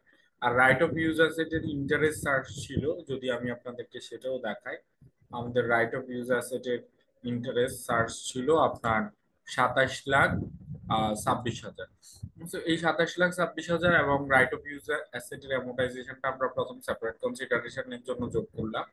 দেন interest expense accrued on related party, আমাদের যে টোটাল ফাইন্যান্স চার্জ ছিল 64,34,000, কত এই যে 64,34,000 ইন্টারেস্ট এক্সপেন্স, এটা আমরা প্রথমে পুরোটাই যোগ করেছি। এই রিলেটেড পার্টির ইন্টারেস্ট লোনটা, এটা তো আসলে অ্যাক্রুয়াল বেসিসে হয়, এবং যতখানি আবার ওনারা পেমেন্ট করবে সেটা আবার আমরা বাদ দিব। তো এটা আমাদের আগে থেকেই ডিটেলসটা লাগবে যে ওরা আসলে অ্যাকচুয়ালি পেমেন্ট কতখানি করেছে। তো অডিট রিপোর্টের আমরা পুরো ইন্টারেস্ট অ্যাক্রুডটা অ্যাড করলাম। দেন সেলস প্রমোশনাল এক্সপেন্স, এটা আমি যদি আপনাদেরকে আবার দেখাই, আমাদের সেলস প্রমোশনাল এক্সপেন্সটা ছিল সেলিং এক্সপেন্সের আন্ডারে। টোটাল সেলস প্রমোশনাল এক্সপেন্স ওরা ক্লেম করেছে 5,99,70,000, বাট আমরা কিন্তু 5,99,000 যোগ করিনি, আমরা যোগ করছি 4 কোটি। কেন 4 কোটি যোগ করছি? কারণ হচ্ছে আমরা যখন ফার্দার অ্যানালাইসিস করলাম বা এনটিটির সাথে কথা বললে যেটা জানা গেল যে ওরা প্রমোশনাল এবং অ্যাডভার্টাইজমেন্ট এক্সপেন্স একসাথে বুক করছে, যেখানে অ্যাডভার্টাইজমেন্ট এক্সপেন্স ছিল 1 কোটি এবং প্রমোশনাল এক্সপেন্স ছিল 4 কোটি। তো দুটো মিলে টোটাল ছিল 5 কোটি। তো 5 কোটির মধ্যে থেকে শুধুমাত্র প্রমোশনাল নিয়ে যেহেতু আমাদের স্পেসিফিক রেস্ট্রিকশন আছে, এই জন্য আমরা শুধু প্রমোশনাল এক্সপেন্সটা নিয়ে আসি। এই বিষয়গুলি আসলে ট্যাক্স অফিস মানতে চায় না। উচিত হচ্ছে অডিট রিপোর্টে এটা সেপারেটলি বুক করা। আপনি যদি অডিট রিপোর্টে সেপারেটলি বুক না করেন, পরবর্তীতে ট্যাক্স অফিস অ্যাসেসমেন্টের সময় এই বিষয়গুলি আসলে মানতে চাইবেন না। তো যাই হোক, কেউ যদি একসাথে করে ফেলে সেক্ষেত্রে উনি সেগ্রিগেট করে দিতে পারেন রিটার্নে, যেমন ওনাদের আমরা সেগ্রিগেট করেছি। Then coming to overseas travelling expense, এদের ওভারসিজ ট্রাভেলিং এক্সপেন্স দুটো কস্ট সেন্টারে ছিল। Audit report 1,81,000। Workers profit participation fund, যেটা আমি আপনাদেরকে দেখিয়েছিলাম, ওয়ার্কার্স প্রফিট পার্টিসিপেশন ফান্ডে 56 লাখ টাকা পেমেন্ট করছে, এটাও আমরা যোগ করলাম। এন্টারটেইনমেন্ট এক্সপেন্স ওদের 3টে কস্ট সেন্টারে ছিল, 7,74,000, এটা আমরা যোগ করে দিলাম। সো টোটাল আমরা সেপারেট কনসিডারেশনের জন্য 9,83,00,000 যোগ করে দিলাম। যোগ করে দেওয়ার পরে আমাদের টোটাল এখন অপারেটিং ইনকাম আসছে 19,16,00,000। এটার সাথে আমরা আরো কিছু এক্সপেন্স অ্যাড করব, যেটা আয়কর আইন আমাদেরকে ক্লিয়ারলি বলছে এটা ইনঅ্যাডমিসেবল। সেটা হচ্ছে provision for employee benefit gratuity. হ্যাঁ, একটু আগে আমি আপনাদেরকে দেখিয়েছিলাম যে ওদের গ্র্যাচুইটির প্রভিশন ছিল। হ্যাঁ, এই যে আমি যদি আপনাদেরকে দেখাই, ওদের গ্র্যাচুইটির প্রভিশন ছিল 48,90,000 এবং গ্র্যাচুইটির অ্যাকচুয়াল পেমেন্ট হচ্ছে 3,12,000। সো গ্র্যাচুইটির যে প্রভিশন এটা আমরা যোগ করে দিলাম। ইম্পেয়ারমেন্ট অফ রিসিভেবল যেটা, এটাও আমরা অ্যাড করে দিলাম, কারণ রিসিভেবল যে কোনো অ্যাসেটের ইম্পেয়ারমেন্ট এক্সপেন্স কিংবা এটার প্রভিশনাল এক্সপেন্স ইনঅ্যাডমিসেবল হবে। ওদের স্টকের অবসোলেন্স ছিল, যেটা আমি আপনাদেরকে দেখিয়েছি ইনভেন্টরির আন্ডারেও, যদি আপনাদেরকে যদি আবার দেখাই। সো ওদের যেমন সিওজিএস এ আন্ডারে যেটা ছিল, যে নোট নাম্বার 20-তে এই যে প্রভিশন ফর স্টক অবসোলেন্স 31,28,000, সেটা যেহেতু প্রভিশনাল এক্সপেন্স এটা আমরা যোগ করলাম। একইভাবে ওদের অ্যাডমিনিস্ট্রেটিভ এক্সপেন্সের আন্ডারে কি ছিল, ইম্পেয়ারমেন্ট অফ রিসিভেবল ছিল, এটা সেলিং এর আন্ডারে ছিল। ইম্পেয়ারমেন্ট অফ রিসিভেবল 34,78,000, সেটা আমরা যোগ করলাম। Realise foreign exchange gain loss, আমরা শুরুতে কিন্তু টোটাল যে ফরেন এক্সচেঞ্জ লস যেটা আছে সেটা যোগ করেছি, আর পরবর্তীতে শুধুমাত্র যেটা রিয়ালাইজড গেইন সেটা আমরা অ্যাড করলাম, এবং যেটা আনরিয়ালাইজড পোর্শন সেটা কিন্তু আমরা নেই। তো আমাদের টোটাল থেকে রিয়ালাইজড গেইন যেটা 3,596, সেটা আমরা যোগ করেছি, আর যেটা রিয়ালাইজড লস সেটা আবার আমরা একইভাবে বাদ দিয়েছি, এটা আমাদের ইয়েতেই ছিল। দেন ডোনেশন এক্সপেন্স যেটা, যেহেতু এনবিআর অ্যাপ্রুভ খাতে হয়নি, এটা আমরা যোগ করেছি। এবং অ্যাক্সেস পার্ক ভিজিট, এটা কিন্তু আমাদের অডিট রিপোর্টের কোথাও নেই। আমরা এই অ্যাক্সেস পার্ক ভিজিটের জন্য পেরোল ডিপার্টমেন্টে কথা বলবো। এই এন্টিটির আমি যদি হাইপোথেটিক্যালি দেখাই, ওদের যে টোটাল স্যালারি ছিল, এই স্যালারিজটা ওরা অ্যারাউন্ড কতজন এমপ্লয়িকে দিয়েছে আমি যদি বলি, এরা অ্যারাউন্ড এই স্যালারিটা 245 জন এমপ্লয়িকে দিয়েছে। এই 245 জন এমপ্লয়ি যে টোটাল স্যালারি ব্রেকগ্রাউন্ড, সেখান থেকে আমরা যেটা দেখলাম যে ওদেরকে অ্যানুয়াল পারকুইজিট বেনিফিট দিয়েছে আপনার 156 মিলিয়ন, মানে 15,61,00,000 ওদেরকে পারকুইজিট বেনিফিট দিয়েছে। এখন যে পারকুইজিট বেনিফিট দিয়েছে এটা কিন্তু সবার জন্য অ্যাক্সেস পারকুইজিটের লিমিট এক্সিড করবে না। এখানে যদি আমি দেখাই, যেমন A1 যে এমপ্লয়ি, উনার কিন্তু টোটাল পারকুইজিট বেনিফিট ছিল 4.5 লাখ, এবং উনার জন্য অ্যালাউয়েবল হচ্ছে 20 লাখ, তাহলে উনার জন্য কোনো ডিসঅ্যালাউন্স হয় না। আবার এমপ্লয়ি নাম্বার 2, উনার জন্য কিন্তু উনি পারকুইজিট লিমিটের মধ্যে আছেন। আর এমপ্লয়ি নাম্বার 3, উনার কিন্তু 41,46,000 পারকুইজিট বেনিফিট উনার দেওয়া হয়েছে। সো উনার জন্য অ্যাক্সেস পারকুইজিট হয়েছে 21,46,000। এইরকম করে টোটাল আপনার অ্যাক্সেস পারকুইজিট আসছে আপনার 38,11,000। সো অ্যাক্সেস পারকুইজিট 55 দ্বারাই টোটালি ইনঅ্যাডমিসেবল। সো আমরা অ্যাক্সেস পারকুইজিটটা অ্যাড করে দিলাম, তাহলে এখানে অ্যাডমিসেবল আরো অ্যাড হলো 1,53,00,000। এবার আমরা বাদ দিব আয়কর আইন আমাদেরকে যতখানি অ্যাডমিসেবল করেছে, যেটা আমরা সেপারেট কনসিডারেশনের জন্য নিয়েছি। যেমন আমরা এখানে ওভারসিজ ট্রাভেলিং শুরুতে আমরা যোগ করে দিয়েছি কতখানি, 1,81,000। এখন দেখবো যে ওভারসিজ ট্রাভেলিংটা আমাদের অ্যালাউবল কিনা। সো ওভারসিজ ট্রাভেলিং অ্যালাউবল কতখানি হবে, কতখানি হবে, ওদের টার্নওভারের 0.5%। টার্নওভার আমি আপনাদেরকে একটু আগে বলেছি, টার্নওভার বলতে আমরা বুঝাচ্ছি ওদের নেট সেলস।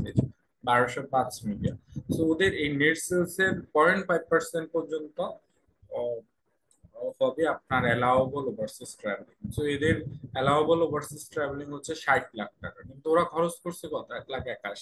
তাহলে যা খরচ হচ্ছে পুরোটা অ্যাডমিটেবল। এখন কোনো কারণে যদি ওদের অ্যাকচুয়াল ফরেন ট্রাভেলিং আসতো 70 লাখ, তাহলে আমরা কিন্তু অ্যাডমিসেবল রাখতাম 60,26,000।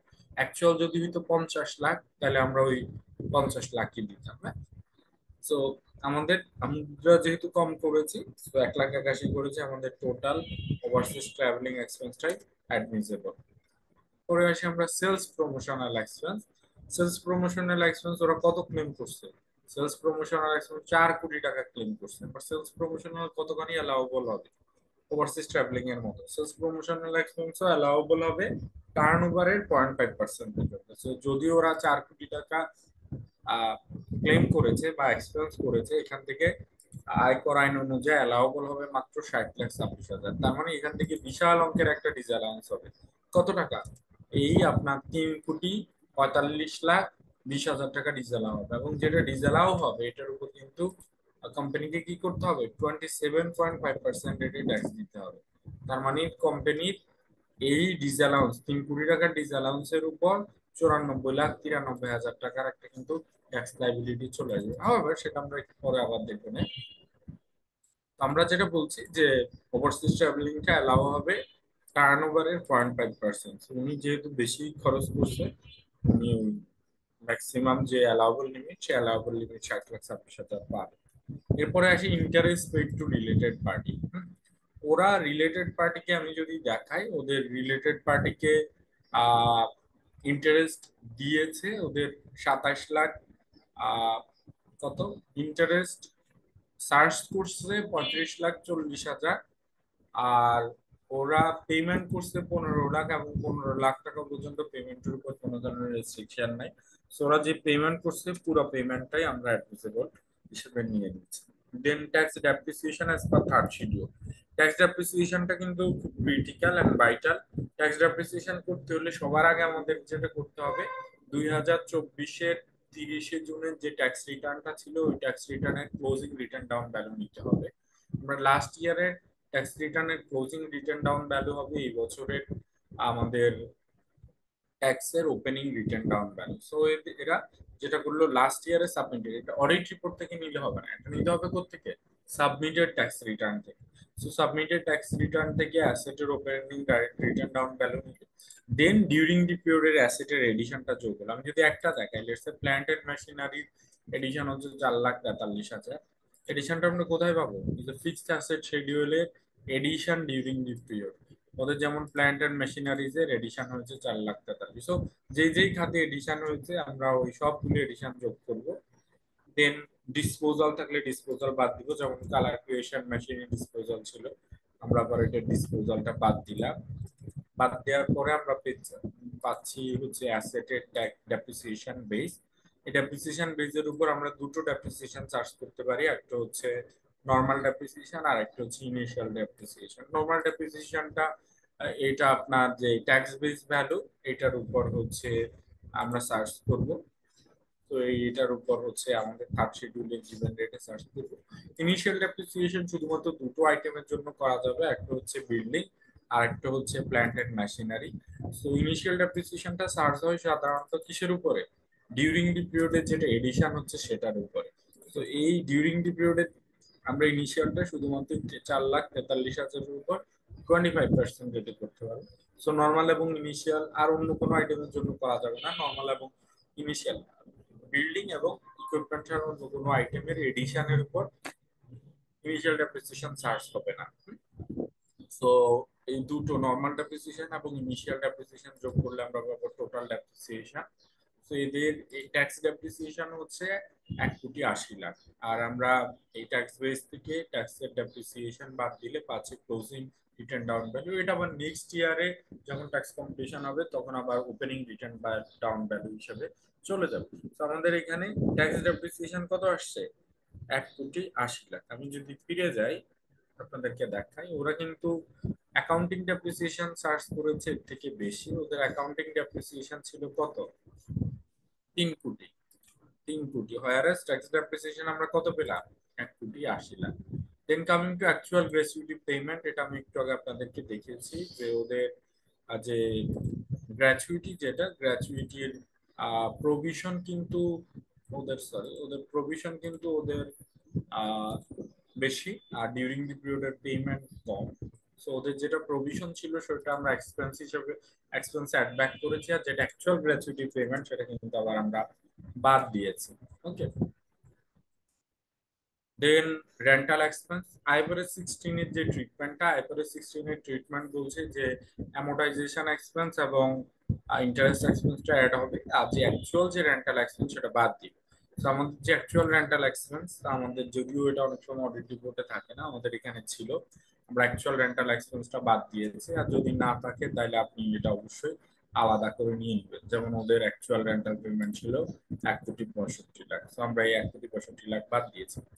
ওয়ার্কার্স প্রফিট পার্টিসিপেশন ফান্ড, একটু আগে আমি বলেছি এটা অ্যালাউবল হবে ডিসক্লোজ বিজনেস ইনকামের 15%। সো আমাদের যে ডিসক্লোজ বিজনেস ইনকাম, যেটা ডিসক্লোজ বিজনেস ইনকামের 5%, সরি 5% আমরা কি করছি, আমরা অ্যালাউবল এক্সপেন্স হিসেবে নিচ্ছি। সো ওয়ার্কার্স প্রফিট পার্টিসিপেশন ফান্ডের পেমেন্ট হিসেবে নিচ্ছি। Then coming to realised foreign exchange loss, যেটা আমরা আপনাদেরকে দেখাচ্ছি যে ওদের থার্ড শিডিউল অনুযায়ী বলছে যে রিয়েলাইজ ফরেন এক্সচেঞ্জ লসটা অ্যাডমিসিবল হবে। আমাদের অডিট রিপোর্ট থেকে আমরা রিয়েলাইজ ফরেন এক্সচেঞ্জ লসটা বাদ দিচ্ছি। বাদ দিলে ফাইনালি আমরা যেটা পাচ্ছি সেটা হচ্ছে total income before allowing entertainment expense. এখনো কিন্তু আমরা এন্টারটেইনমেন্টটা বাদ দিই না, এন্টারটেইনমেন্টটা কিন্তু সবার শেষে গিয়ে বাদ হবে। তো এন্টারটেইনমেন্টটা কতখানি অ্যালাউবল, যদি আপনার ডিসক্লোজ বিজনেস ইনকাম থাকে, ইনকামের প্রথম 10 লাখের উপর 4% এবং এক্সেস অ্যামাউন্টের উপর 2%। তো এদের অ্যাকচুয়াল এন্টারটেইনমেন্ট এক্সপেন্স ছিল 7,74,000। আমরা এবার দেখি কতখানি অ্যাডমিসেবল হবে। আমরা এটার জন্য একটা অ্যাটাচমেন্ট দিচ্ছি, আলাদা অ্যাটাচমেন্ট ই।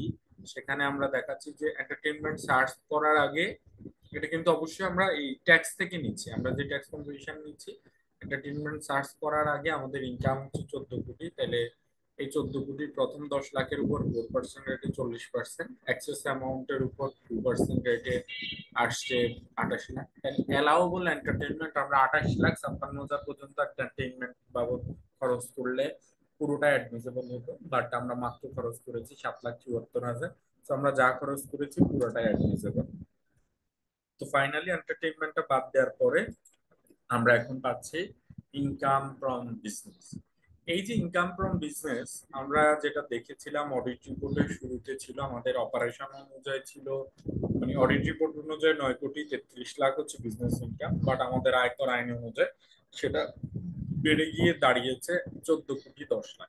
এই 14,10,00,000-এর উপর আমরা যখন ট্যাক্স কম্পিটিশন করব, তখন আমাদের মনে রাখতে হবে যে 55 দ্বারায় যে এক্সপেন্স গুলি ডিসঅ্যালাউ হয়েছে, সেটার জন্য কিন্তু আমাদেরকে সেপারেটলি রেগুলার রেটে ট্যাক্স দিতে হবে, এবং সেটা অন্য কোনো এক্সপেন্সের সাথে অফসেটও হবে না, ক্যারি ফরওয়ার্ডও হবে না। তা আমরা এই জন্য 55 দ্বারায় কতখানি এক্সপেন্স ডিসঅ্যালাউ হয়েছে সেটা একটু বের করবো। যেমন এখানে আমাদের 55 দ্বারাই ডিসঅ্যালাউ হয়েছে অ্যাক্সেস পার্ক ভিজিট, এই যে অ্যাক্সেস পার্ক ভিজিটটা 55 দ্বারাই ডিসঅ্যালাউ হয়েছে। প্রভিশন ফর গ্র্যাচুইটি, গ্র্যাচুইটির প্রভিশনটা 55 দ্বারাই ডিসঅ্যালাউ হয়েছে। কতখানি? গ্র্যাচুইটির প্রভিশন ছিল 48 আর পেমেন্ট হচ্ছে 3,12,00,000, তাহলে এখানে প্রভিশন 55 দ্বারাই ডিসঅ্যালাউ হচ্ছে 47,00,000। ডোনেশন, এটা যেহেতু বিজনেস এক্সপেন্স না, ডিসঅ্যালাউ হয়েছে। ওভারসিজ ট্রাভেলিং কোনো ডিসঅ্যালাউ হয়নি, কারণ ওভারসিজ ট্রাভেলিং আমরা যা ক্লেম করেছি পুরোটাই অ্যাডমিসেবল হয়েছে। দেন আসি প্রমোশনাল এক্সপেন্স, আমরা ক্লেম করছিলাম 4 কোটি, কিন্তু আমাদের অ্যাডমিসেবল হয়েছে 60,00,000, তাহলে প্রমোশনাল এক্সপেন্স ডিসঅ্যালাউ হয়েছে আমাদের 34,00,000। এন্টারটেইনমেন্ট এক্সপেন্স এখানে আমাদের ডিসঅ্যালাউ হয় নাই, আমরা ক্লেম করছি 7,74,000, অ্যালাউ হয়েছে 7,74,000। সো এন্টারটেইনমেন্ট থেকে কোনো ডিসঅ্যালাউ হয়নি। সো 55 দ্বারা ডিসঅ্যালাউ হয়েছে আমাদের টোটাল 4,29,00,000। এই যে 4,29,00,000 টাকা যে ডিসঅ্যালাউন্স, এটা কোনো লসের সাথে অফসেট করতে পারবো না, এবং এটা কোনো ক্যারি ফরওয়ার্ডও হবে না। এটা যেটা করতে হবে ওই অর্থ বছরের এটার জন্য আমাদের রেগুলার রেটে ট্যাক্স দিতে হবে। এই 14 কোটি থেকে প্রথমে আমি এই 55 দ্বারা যে ডিসঅ্যালাউন্স আছে এটা বাদ দিলাম, বাদ দিলে আমরা যেটা পাচ্ছি সেটা হচ্ছে 9,81,00,000। এখন এই কোম্পানির যদি কোনো প্রিভিয়াস লস অফসেট থাকে বা ডেপ্রিসিয়েশন, আনঅ্যাবজর্ব ডেপ্রিসিয়েশন থাকে, ওরা এটা এখন এটার সাথে কি করতে পারবে, অফসেট করতে পারবে। আমাদের যে গিভেন কোম্পানি, এই কোম্পানির 16, 17 এবং 17, 18 অর্থ বছরে ওদের বিজনেস লস থাকার কারণে ডেপ্রিসিয়েশনটা আনঅ্যাবজর্ব ছিল। এখন ওরা কি করছে, ওই আনঅ্যাবজর্ব ট্যাক্স ডেপ্রিসিয়েশনটা এসে ওরা এখন সার্চ করবে এই 9,81 থেকে প্রিভিয়াস 2 বছরে যে ইয়ে ছিল, আনঅ্যাবজর্ব ট্যাক্স ডেপ্রিসিয়েশন ছিল, সেটা ওরা বাদ দিল।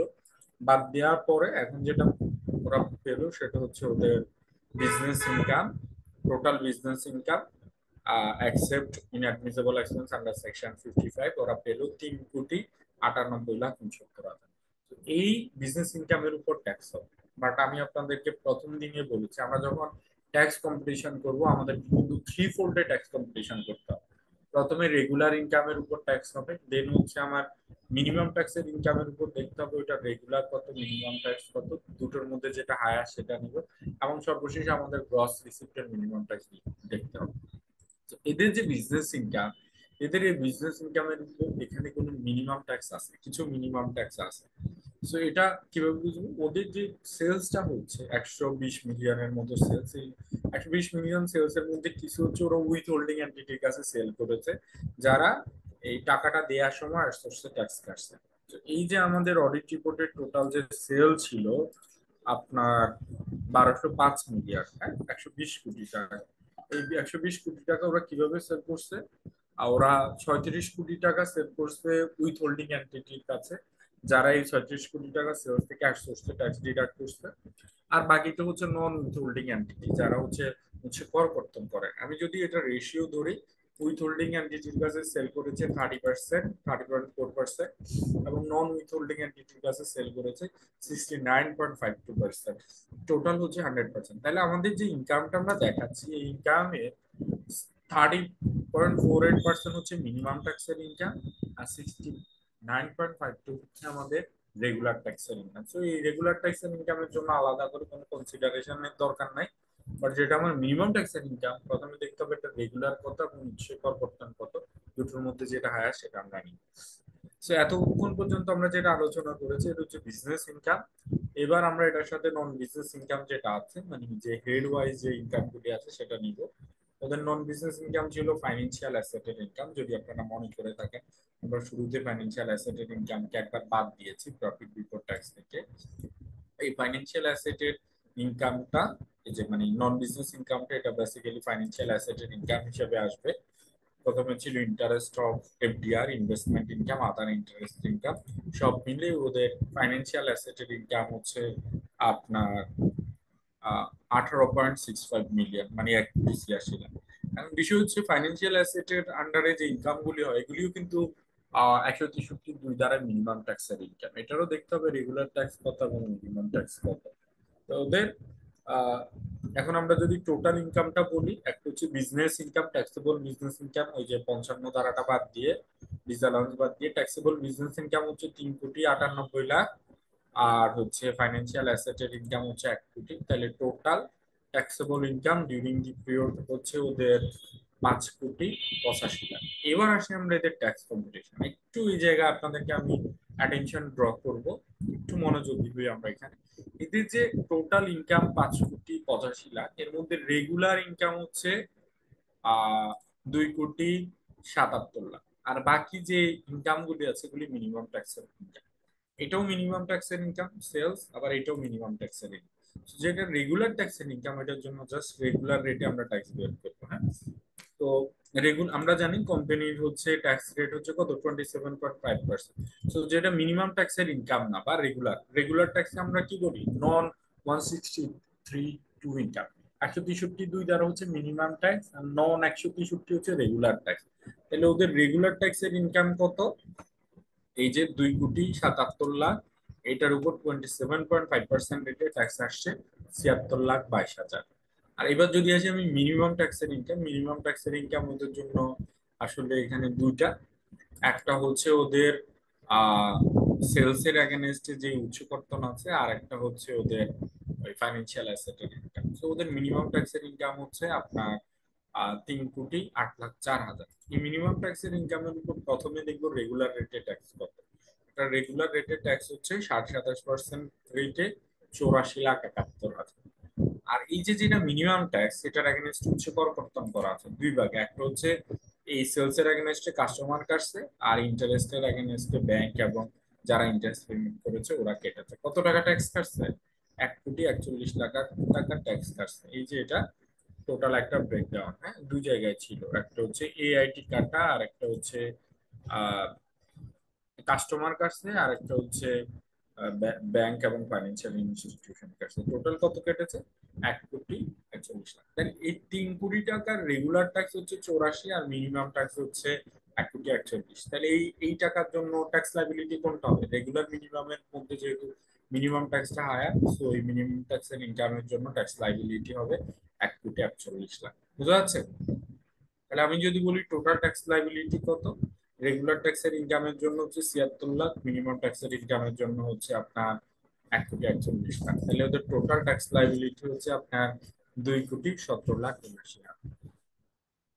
ট্যাক্সটা আসলে এই জায়গায় শেষ হয়ে গেলে ভালো হতো, বাট আয়কর হয় না, আরেকটু কমপ্লেক্স। ও বলছে যে তোমার যদি লসও হয়ে থাকে, ধরেন যার ইনকাম নাই, যার কোনো সেলস মানে আহ, যার সেলস এর এগেনস্ট হচ্ছে কোনো কর্তন নাই, আবার লসও হয়েছে, তার কিন্তু কোনো রেগুলার ট্যাক্স আসবে না। কিন্তু তার একটা জিনিস আসবে, সেটা হচ্ছে গ্রস রিসিপ্টের মিনিমাম ট্যাক্স। এখানে একটু আপনাদেরকে বলে রাখি, গ্রস রিসিপ্টের মিনিমাম ট্যাক্স কে আমরা অনেকে টার্নওভার ট্যাক্স বলি। টার্নওভার ট্যাক্স আর গ্রস রিসিপ্টের মিনিমাম ট্যাক্স কিন্তু এক জিনিস না। টার্নওভার বলতে আমরা আসলে বেসিক্যালি যেটা বুঝাই সেটা হচ্ছে সেলস, আর গ্রস রিসিপ্ট হচ্ছে আসলে গ্রস প্রাপ্তি। প্রাপ্তিটা হচ্ছে আমরা যেটা সেলস করছি, সেলস থেকে যে কালেকশন হয়, এটা ব্যাংকিং চ্যানেলও হইতে পারে, ক্যাশও হইতে পারে।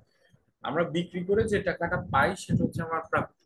আর গ্রস রিসিপ্ট যখন বলছি, তখন যে শুধুমাত্র বিক্রি হতে প্রাপ্ত তা না, আমার বিক্রি হতে প্রাপ্তের সাথে অন্যান্য খাতের যতগুলি আয় আছে সব যোগ হবে, সব যোগ হয়ে আমরা পাবো আমাদের গ্রস রিসিপ্ট। আর এই 2025-এর ফাইন্যান্স অর্ডিন্যান্স অনুযায়ী গ্রস রিসিপ্টের মিনিমাম ট্যাক্স এখন কত পার্সেন্ট? 1%। সো গ্রস রিসিপ্ট আমরা আসলে কিভাবে বের করবো? প্রথমে আনবো রিসিপ্ট ফ্রম সেলস, সেটা হবে ওপেনিং রিসিভেবল প্লাস হচ্ছে রেভিনিউ, বা ওই যে যেটাকে আমরা বলছি টার্নওভার বা net sales during the period plus closing receivable.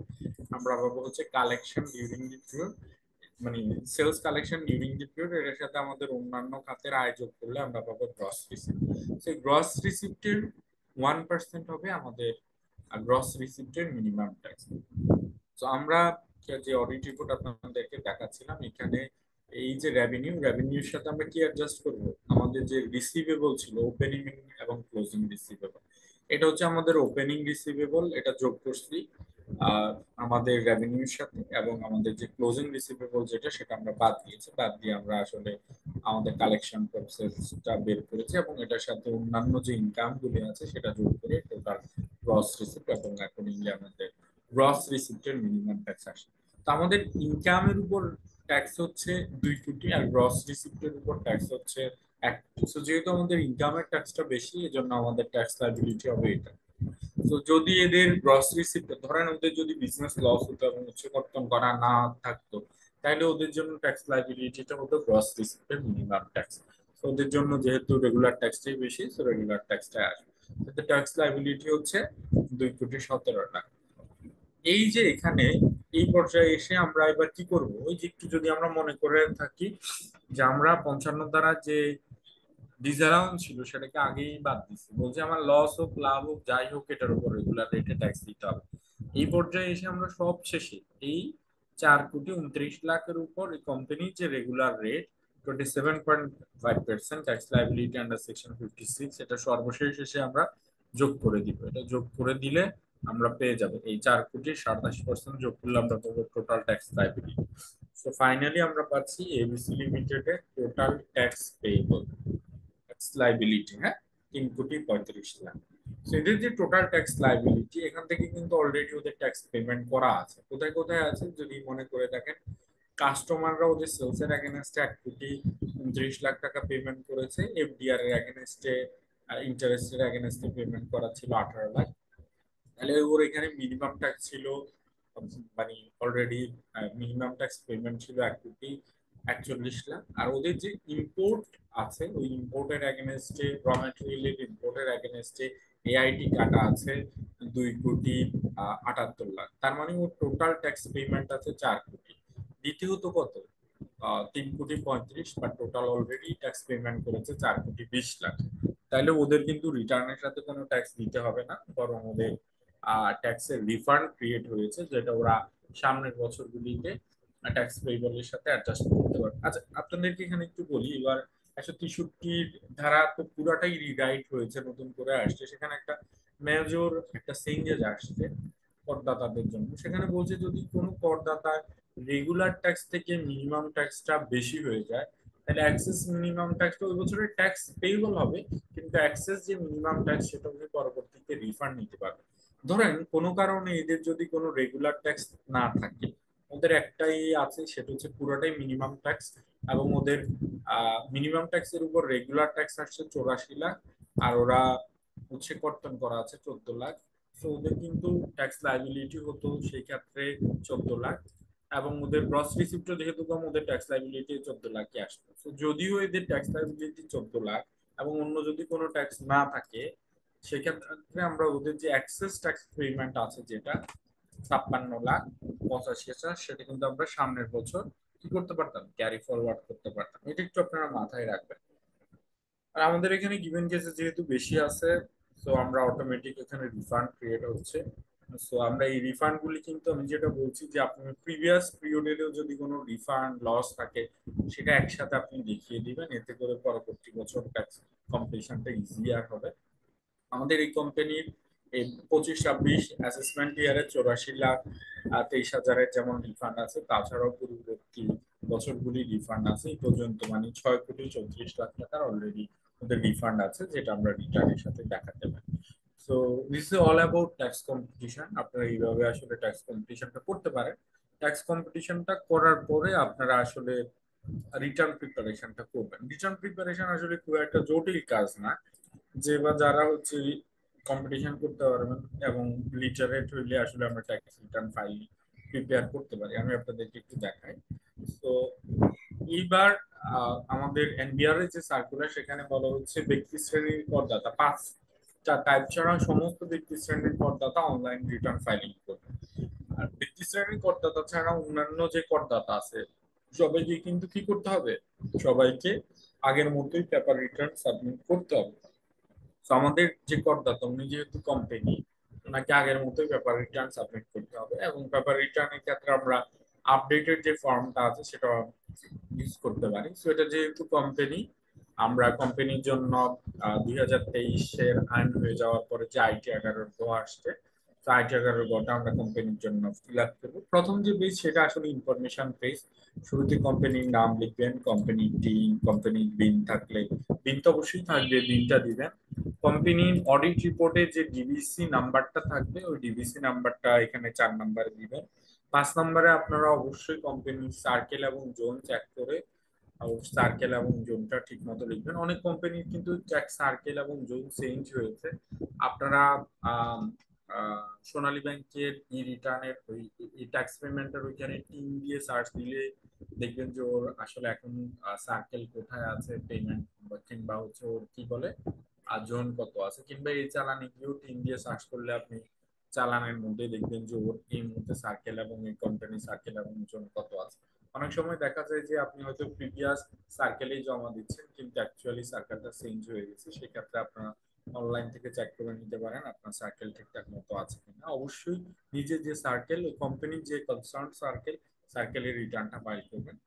রিটার্নটা কিভাবে সাবমিট করছেন সেটা মেনশন করতে হবে। আপনি যদি অ্যাসেসমেন্ট ইয়ারের মধ্যে জমা দেন, আপনার রিটার্নটা ইউনিভার্সাল সেলফ রিটার্ন হবে। বাট আপনি যদি অ্যাসেসমেন্ট ইয়ারের পরে রিটার্নটা সাবমিট করেন, সেটা নর্মাল হবে। আমরা যেমন এখন 24-25 ইনকাম ইয়ারের জন্য রিটার্নটা সাবমিট করছি, আমাদের 24-25 ইনকাম ইয়ারের অ্যাসেসমেন্ট ইয়ারটা শেষ হবে 2026-এর 30শে জুন। কোনো কোম্পানি শ্রেণীর করদাতা যদি 2026-এর 30শে জুনের পরে রিটার্ন সাবমিট করে, তাহলে সেটা কিন্তু নর্মাল রিটার্ন হিসেবে পরিগণিত হবে। দেন আপনি এখানে অ্যাসেসমেন্ট ইয়ার, ইনকাম ইয়ার দিবেন, এরপর ওনার স্ট্যাটাস, অ্যাড্রেসটা ঠিকঠাক মতো দিবেন। ট্যাক্স অফিসকে ভ্রান্ত ভুল অ্যাড্রেস দিলে করদাতার নিজেরই ক্ষতি হবে, কারণ উনি হয়তো একটা অ্যাসেসমেন্টের নোটিশ দিল, আপনি রেসপন্স করলেন না, দেন বেস জাজমেন্ট অ্যাসেসমেন্ট অর্ডার করলো, ডিমান্ড নোটিশ দিল, আপনি পাননি।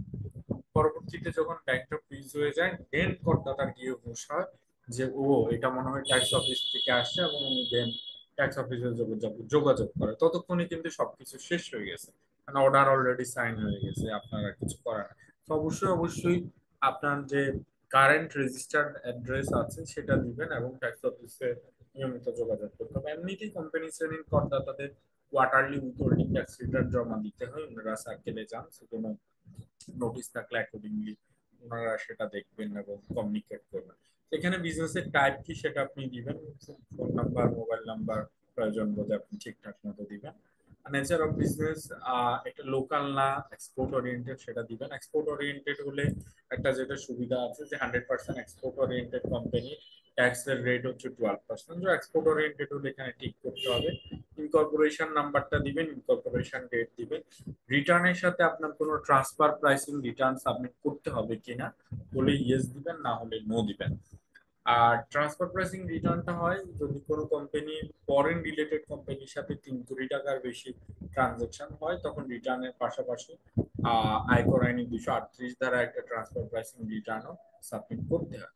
দেন এটা হচ্ছে ইনিশিয়াল পেজ। এরপরে সেকেন্ড পেজ যেটা, সেখানে আসলে বেসিক্যালি থাকবে statement of income and tax during the income ইয়ার, এখানে কোন পিরিয়ড এবং তিনটা লিখবেন। তো আমাদের যে গিভেন কেস, সেখানে দুটো খাতের আর দুইটা হেডের ইনকাম ছিল, একটা ছিল ওনাদের ইনকাম ফ্রম বিজনেস, আর একটা ছিল ইনকাম ফ্রম ফাইন্যান্সিয়াল অ্যাসেট। আমি যদি আপনাদেরকে দেখাই, তো আমাদের একটা ছিল ইনকাম ফ্রম বিজনেস, আর একটা হচ্ছে আপনার ফাইন্যান্সিয়াল অ্যাসেটের ইনকাম। তো আমরা দুটোই এখানে দেখাচ্ছি, দিয়ে আমরা পাচ্ছি টোটাল ইনকাম। এরপরে হচ্ছে আমাদের যে টোটাল ট্যাক্সটা, এটা হচ্ছে আমাদের ওই যে রেগুলার ট্যাক্সটা। এটা কোন ট্যাক্স আমি যদি আপনাদের দেখাই, এই ট্যাক্সটা হচ্ছে এদের ইনকামের উপর যে ট্যাক্সটা, হ্যাঁ এই ট্যাক্সটা আমরা দিলাম। এই এটা পরে আসবে আমাদের রেগুলার ট্যাক্সের পরে আমাদের আসবে গ্রস রিসিপ্টের মিনিমাম ট্যাক্স, সরি, এটা হচ্ছে আমাদের গ্রস ট্যাক্স। এটার সাথে হচ্ছে আমাদের উচ্চ কর্তনের যে ট্যাক্সটা, উচ্চ কর্তন আছে 1,41,00,000। 1,41,00,000 আমরা এখানে দিলাম। দেন টার্ন ওভার ট্যাক্স, যদিও আয়কর আইন এটাকে টার্ন ওভার ট্যাক্স বলছে, এটা বেসিক্যালি গ্রস রিসিপ্টেড ট্যাক্স। আমাদের গ্রস রিসিপ্টেড ট্যাক্স হচ্ছে 110 মিলিয়ন। সো আমাদের ফাইনালি যদি আমরা বলি ট্যাক্স পেয়েবল, এটা হচ্ছে আমাদের রেগুলার ট্যাক্স, মিনিমাম ট্যাক্স এবং টার্নওভার ট্যাক্স, তিনটের মধ্যে যেটা হায়ার সেটা। তো আমাদের মানে এখানে ট্যাক্স লাইবিলিটি হচ্ছে 2,17,00,000। ডিলে ইন্টারেস্ট, এটা আদার যদি কোনো কিছু থাকে, এটা আমরা যেটা করছি যে 56 দ্বারা আলাদা করে যে ট্যাক্সটা দিচ্ছি সেটা এখানে আমরা অ্যাড করে দিচ্ছি। সো এখানে 56 দ্বারা আমাদের ট্যাক্স যেটা ছিল সেটা এখানে আসলো আলাদা, এটা আমরা আলাদা করে দিচ্ছি। দিলে আমাদের টোটাল ট্যাক্স পেয়েবল আসছে 3,35,00,000। তো আমাদের টোটাল ট্যাক্স পেয়েবল হচ্ছে 3,35,00,000। তারপরে আমি যদি ট্যাক্স পেমেন্টে আসি, আমাদের দুটো ট্যাক্স পেমেন্ট ছিল, একটা হচ্ছে ট্যাক্স ডিডাকশন, আর একটা হচ্ছে অ্যাডভান্স ট্যাক্স পেমেন্ট। একটা হচ্ছে আমাদের এই যে উচ্ছে কর কর্তন ছিল আমাদের, আর হচ্ছে এই যে এটা হচ্ছে উচ্চ কর কর্তন, আর একটা হচ্ছে অ্যাডভান্স ট্যাক্স পেমেন্ট। তো আমরা দেখালাম, দেখালে আমাদের যেটা দেখাচ্ছে টোটাল ট্যাক্স পেমেন্ট কিন্তু ট্যাক্স লাইবিলিটি থেকে বেশি, তার মানে আমাদের ট্যাক্স রিফান্ড ক্রিয়েট হয়েছে 84,00,000। Then coming to next piece of information, এখানে বেসিক্যালি হচ্ছে আপনার যদি কোনো এক্সাম্পশন থাকে, তাহলে আপনি কোন আয়কর আইনের কোন ধারা অনুযায়ী এক্সাম্পশন পাচ্ছেন বা কোন এসআর অনুযায়ী এক্সাম্পশন পাচ্ছেন, সেটা আপনি এখানে মেনশন করবেন, এবং বেনিফিট পেলে কতখানি আপনি বেনিফিট পেয়েছেন সেটা এখানে মেনশন করবেন। And coming to next page, এরপরে যেটা এখানে থাকবে, এটা কিন্তু খুব একটা ভাইটাল ইনফরমেশন। ওই কোম্পানির কয়টা ব্যাংক অ্যাকাউন্ট আছে, প্রত্যেকটা ব্যাংকের নাম, অ্যাকাউন্ট নাম্বার এবং ব্রাঞ্চ নেম। আপনার অডিট রিপোর্টে যেই ব্যাংকের নাম থাকবে, ব্যাংক অ্যাকাউন্টের ডিটেলস থাকবে, সেটা অবশ্যই অবশ্যই এখানে আপনি দিয়ে দিবেন। এরপরে হচ্ছে আপনার কোম্পানির যে শেয়ার হোল্ডার ডিরেক্টর যারা থাকবে, প্রত্যেকের নাম এবং তাদের শেয়ার হোল্ডিং পজিশন এবং টিমটা আপনাকে এখানে মেনশন করতে হবে। এবং অনেক সময় কোম্পানির ওনার আরেকটা কোম্পানি হতে পারে, সেক্ষেত্রে একটা কোম্পানিতে যদি আরেকটা কোম্পানির কোনো ওনারশিপ থাকে, ওই কোম্পানির নাম, টিম এবং ওইখান ওই কোম্পানির টাইপটা দিতে হবে। Then coming two financial statement, এটা আপনি অ্যাজ পার অডিটেড অ্যাকাউন্টস অনুযায়ী এখানে ফিল আপ করবেন, এটা নিয়ে আসলে আলাদা করে বলার কিছু নাই। একটা হচ্ছে আপনার প্রফিট অ্যান্ড লস স্টেটমেন্ট, আর একটা হচ্ছে ব্যালেন্স শিট। এটা আপনি এই যে অডিটেড অ্যাকাউন্ট যেটা আছে অডিটেড অ্যাকাউন্টস থেকে দিবেন। এইটা হচ্ছে একমাত্র পেজ যে পেজে আসলে করদাতার সাইন হবে। সাইনিংটা অবশ্যই অথরাইজ পার্সন দিবেন। তো authorise person managing director, chairman, director অথবা head of finance and account যে কোনো কেউ হতে পারে। আমাদের আয়কর আইনে সেকশন 54 দ্বারায় বলা আছে যে কে অথরাইজ পার্সন হবে। তো ওইখান থেকে যিনি অথরাইজ পার্সন হবে ওনার নাম, ওনার ডেজিগনেশন দিয়ে ওনার সিগনেচার দিয়ে দিবে। আর রিটার্নের সাথে কি কি স্টেটমেন্ট জমা দেওয়া হচ্ছে সেটা কিন্তু উপরে আপনাকে মেনশন করতে হবে। আমরা যেমন রিটার্নের সাথে ট্যাক্স কম্পিটিশন আলাদা করে দিচ্ছি, অডিট রিপোর্ট দিচ্ছি, ব্যাংক স্টেটমেন্ট দিচ্ছি, ট্যাক্স ডিডাকশন এবং পেমেন্ট ডকুমেন্ট দিচ্ছি, এটা আমাদের এখানে মেনশন করতে হবে। এবং সর্বশেষ হচ্ছে অ্যাকনোলেজমেন্ট। অ্যাকনোলেজমেন্টে করদাতার কোনো ধরনের সিগনেচার হবে না। আহ, করদাতা এখানে শুধু অ্যাসেসমেন্ট ইয়ার, টাইম লিখবে, দেন হচ্ছে কোম্পানির নাম, কোম্পানির টিম, সার্কেল, জোন, কত টাকা ইনকাম ছিল এবং ট্যাক্স কত পেমেন্ট হয়েছে এটা দিবে। আর এটার সাথে হচ্ছে কম্পিটিশনটা দিবে। তো এইভাবেই হচ্ছে বেসিক্যালি আপনারা রিটার্নটা প্রিপেয়ার করবেন। আই হোপ মোটামুটি আমি আপনাদেরকে একটা আইডিয়া দেওয়ার চেষ্টা করেছি।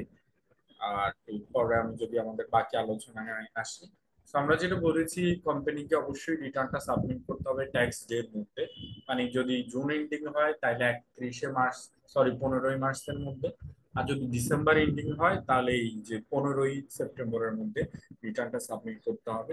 কোম্পানি শ্রেণীর করদাতারা কিন্তু টাইম এক্সটেনশনের কোনো সুযোগ নেই। যেখানে ব্যক্তি শ্রেণীর করদাতা হয়তো 30শে নভেম্বর পরে 3 মাস টাইম এক্সটেন্ড করতে পারবে, বাট কোম্পানির ক্ষেত্রে কোনো ধরনের টাইম এক্সটেনশনের সুযোগ নাই। এবং কোনো কোম্পানি যদি ওর ট্যাক্স ডে এর পরে রিটার্ন সাবমিট করে তাহলে ওর কোনো ধরনের এক্সাম্পশন পাবে না এবং সেই সাথে কি করতে হবে, ডিলে ইন্টারেস্ট ওনাকে পেমেন্ট করতে হবে। সো একটা এক্সপোর্ট ওরিয়েন্টেড কোম্পানি যদি ওর যে ট্যাক্স ডে আছে ওই ট্যাক্স ডেতে রিটার্ন সাবমিট না করে তাহলে কিন্তু ও আর এক্সাম্পশন পাবে না। হ্যাঁ, এটা মনে রাখতে হবে। Export oriented company 100%, export oriented company যে 12% ট্যাক্স রেট এটা এনজয় করতে হলে অবশ্যই অবশ্যই কি করতে হবে, ট্যাক্স ডে এর মধ্যে মানে 15ই মার্চের মধ্যে রিটার্ন সাবমিট করতে হবে। আর যত পরে রিটার্নটা সাবমিট হবে ট্যাক্স ডে পরে যে ট্যাক্স লাইবিলিটি থাকবে ওই ট্যাক্স লাইবিলিটির সাথে মান্থলি 2% সিম্পল ইন্টারেস্ট হবে ম্যাক্সিমাম 24 মান্থের জন্য। আর কোনো কোম্পানি যদি একদমই রিটার্ন ফাইল না করে সেক্ষেত্রে ওনার যে লাস্ট অ্যাসেস, রেগুলার তো ট্যাক্স দিতে হবে, সেই সাথে সাথে লাস্ট অ্যাসেসড ইনকামের 50% পর্যন্ত একটা পেনাল্টি ইম্পোজ করতে পারে। কোনো কোম্পানি রিটার্ন ফাইল করার পরে যদি মনে করে যে এখানে কোনো ধরনের মিস্টেক হয়েছে সেক্ষেত্রে একটা রিটার্ন অ্যাপ্লিকেশন দিয়ে একটা অ্যামেন্ডেড রিটার্ন সাবমিট করতে পারে। অ্যামেন্ডেড রিটার্ন সাবমিশনের সময়সীমা আছে। সময়সীমা হচ্ছে আপনি যেদিন রিটার্নটা সাবমিট করেছেন তার পরবর্তী 180 দিনের মধ্যে রিটার্নটা সাবমিট করতে হবে। তবে কোনো কারণে যদি রিটার্নটা অডিটের জন্য নির্বাচিত হয় সেক্ষেত্রে আর আপনি অ্যামেন্ডেড রিটার্নটা সাবমিট করতে পারবেন না। So thank you everyone. Thank you for your patient sharing. The floor is open for you all. আপনাদের কারো কোনো কোয়েরি থাকলে আপনারা করতে পারেন।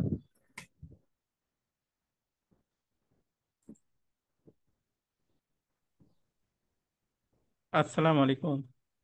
ওয়ালাইকুম একটা আসসালাম। কোশ্চেন ছিল।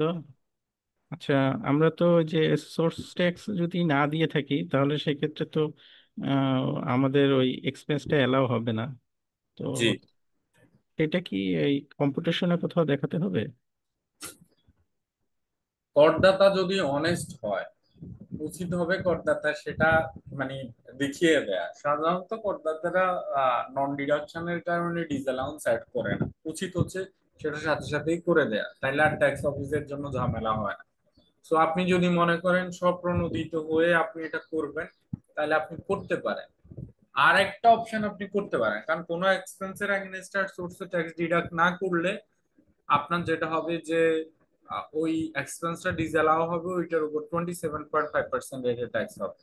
আর আপনি যদি টিডিএসটা জমা দিয়ে দেন তাহলে দেখবেন আপনার পেনাল্টি কম হয়। বুঝছেন, ধরেন এটা যদি কোনো একটা সাপ্লাই হয়, সাপ্লাই টিডিএস হচ্ছে 5%, আপনি 5% দিলেন আর সাথে যদি মান্থলি 2% করে ডেইলি ইন্টারেস্টও দেন আপনার কিন্তু আসলে খরচ কম হবে।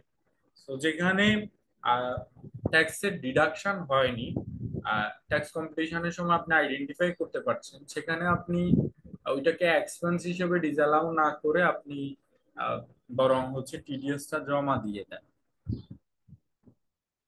আপনি আমারটা এটা তো সার্ভিসের এগেনস্টে তো 10% হবে। ওটা কি তো সেক্ষেত্রে 10% জমা 10% দিয়ে দেবো যদি আপনি নাকি? 10% উইথ ডিলে ইন্টারেস্ট জমা দেন, তাও তো আপনার কম আসবে না? জি। তাও তো আপনার 27.5% আসবে না। সো আমরা যেহেতু ট্যাক্স প্ল্যানিং এর কথা বলছি, প্ল্যানিং ওয়াইজ যেটা করা উচিত ওটাকে ডিসঅ্যালাউ না করে ওইটা টিডিএসটা জমা দিয়ে দেওয়া উচিত, তাহলে আপনার কোম্পানি সেভ হবে। আমরা যদি লোয়ার রেটে ট্যাক্স জমা দিই তাহলে কি কোনো ইয়ে হবে, বেনিফিট পাওয়া যাবে? লোয়ার রেট বলতে? মানে 5% দিয়ে দিলাম। 5% তো আপনি তো টিডিএস কাটবেন অ্যাপ্লিকেবল রেটে। আপনি জি। যদি সার্ভিস নেন, সার্ভিস নিয়ে তো আর 5% রেটে কাটতে পারবেন না। তাহলে জি। এটা আপনার সার্ভিস মানে সাপ্লাই হিসেবে ট্রিট হবে আর কি, অ্যাপ্লিকেবল রেটে কাটতে হবে। ঠিক আছে। অ্যাকচুয়ালি এখানে ব্যাপারটা এরকম যে ওই এক্সপেন্স কাভার করার জন্য ফরেন রেমিটেন্স দিয়ে এটাকে কাভার করা হয়েছে। এটা আসলে রিয়েল এক্সপেন্ডিচার না, মানে রিয়েল সার্ভিস প্রোভাইড করা হয়নি। সেক্ষেত্রে একটা আপনার উচিত হবে টিডিএস বিডিএস ঠিকঠাক মতো দিয়ে জমা দিন। দিতে। আপনি ওটাকে সাপ্লাই মানে এটা তো একটা unethical kind of thing, I can not prescribe it in a formal channel. হ্যাঁ, জি। তো it's a different case. But মানে কোনো কিছু এক্সপেন্স হিসেবে ক্লেম করলে সেটা টিডিএস বিডিএস দুইটাই কাটা উচিত at thank you. Applicable thank rate. You very much.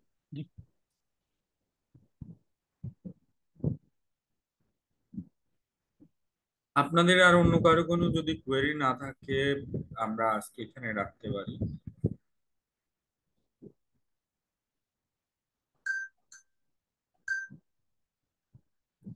তো আমার মনে হয় আর কারো কোনো কোয়েরি নাই। Thank you everyone, thank you for your patience hearing once again. See you in next session. আল্লাহ হাফেজ। জাজাকাল্লাহ খাইর।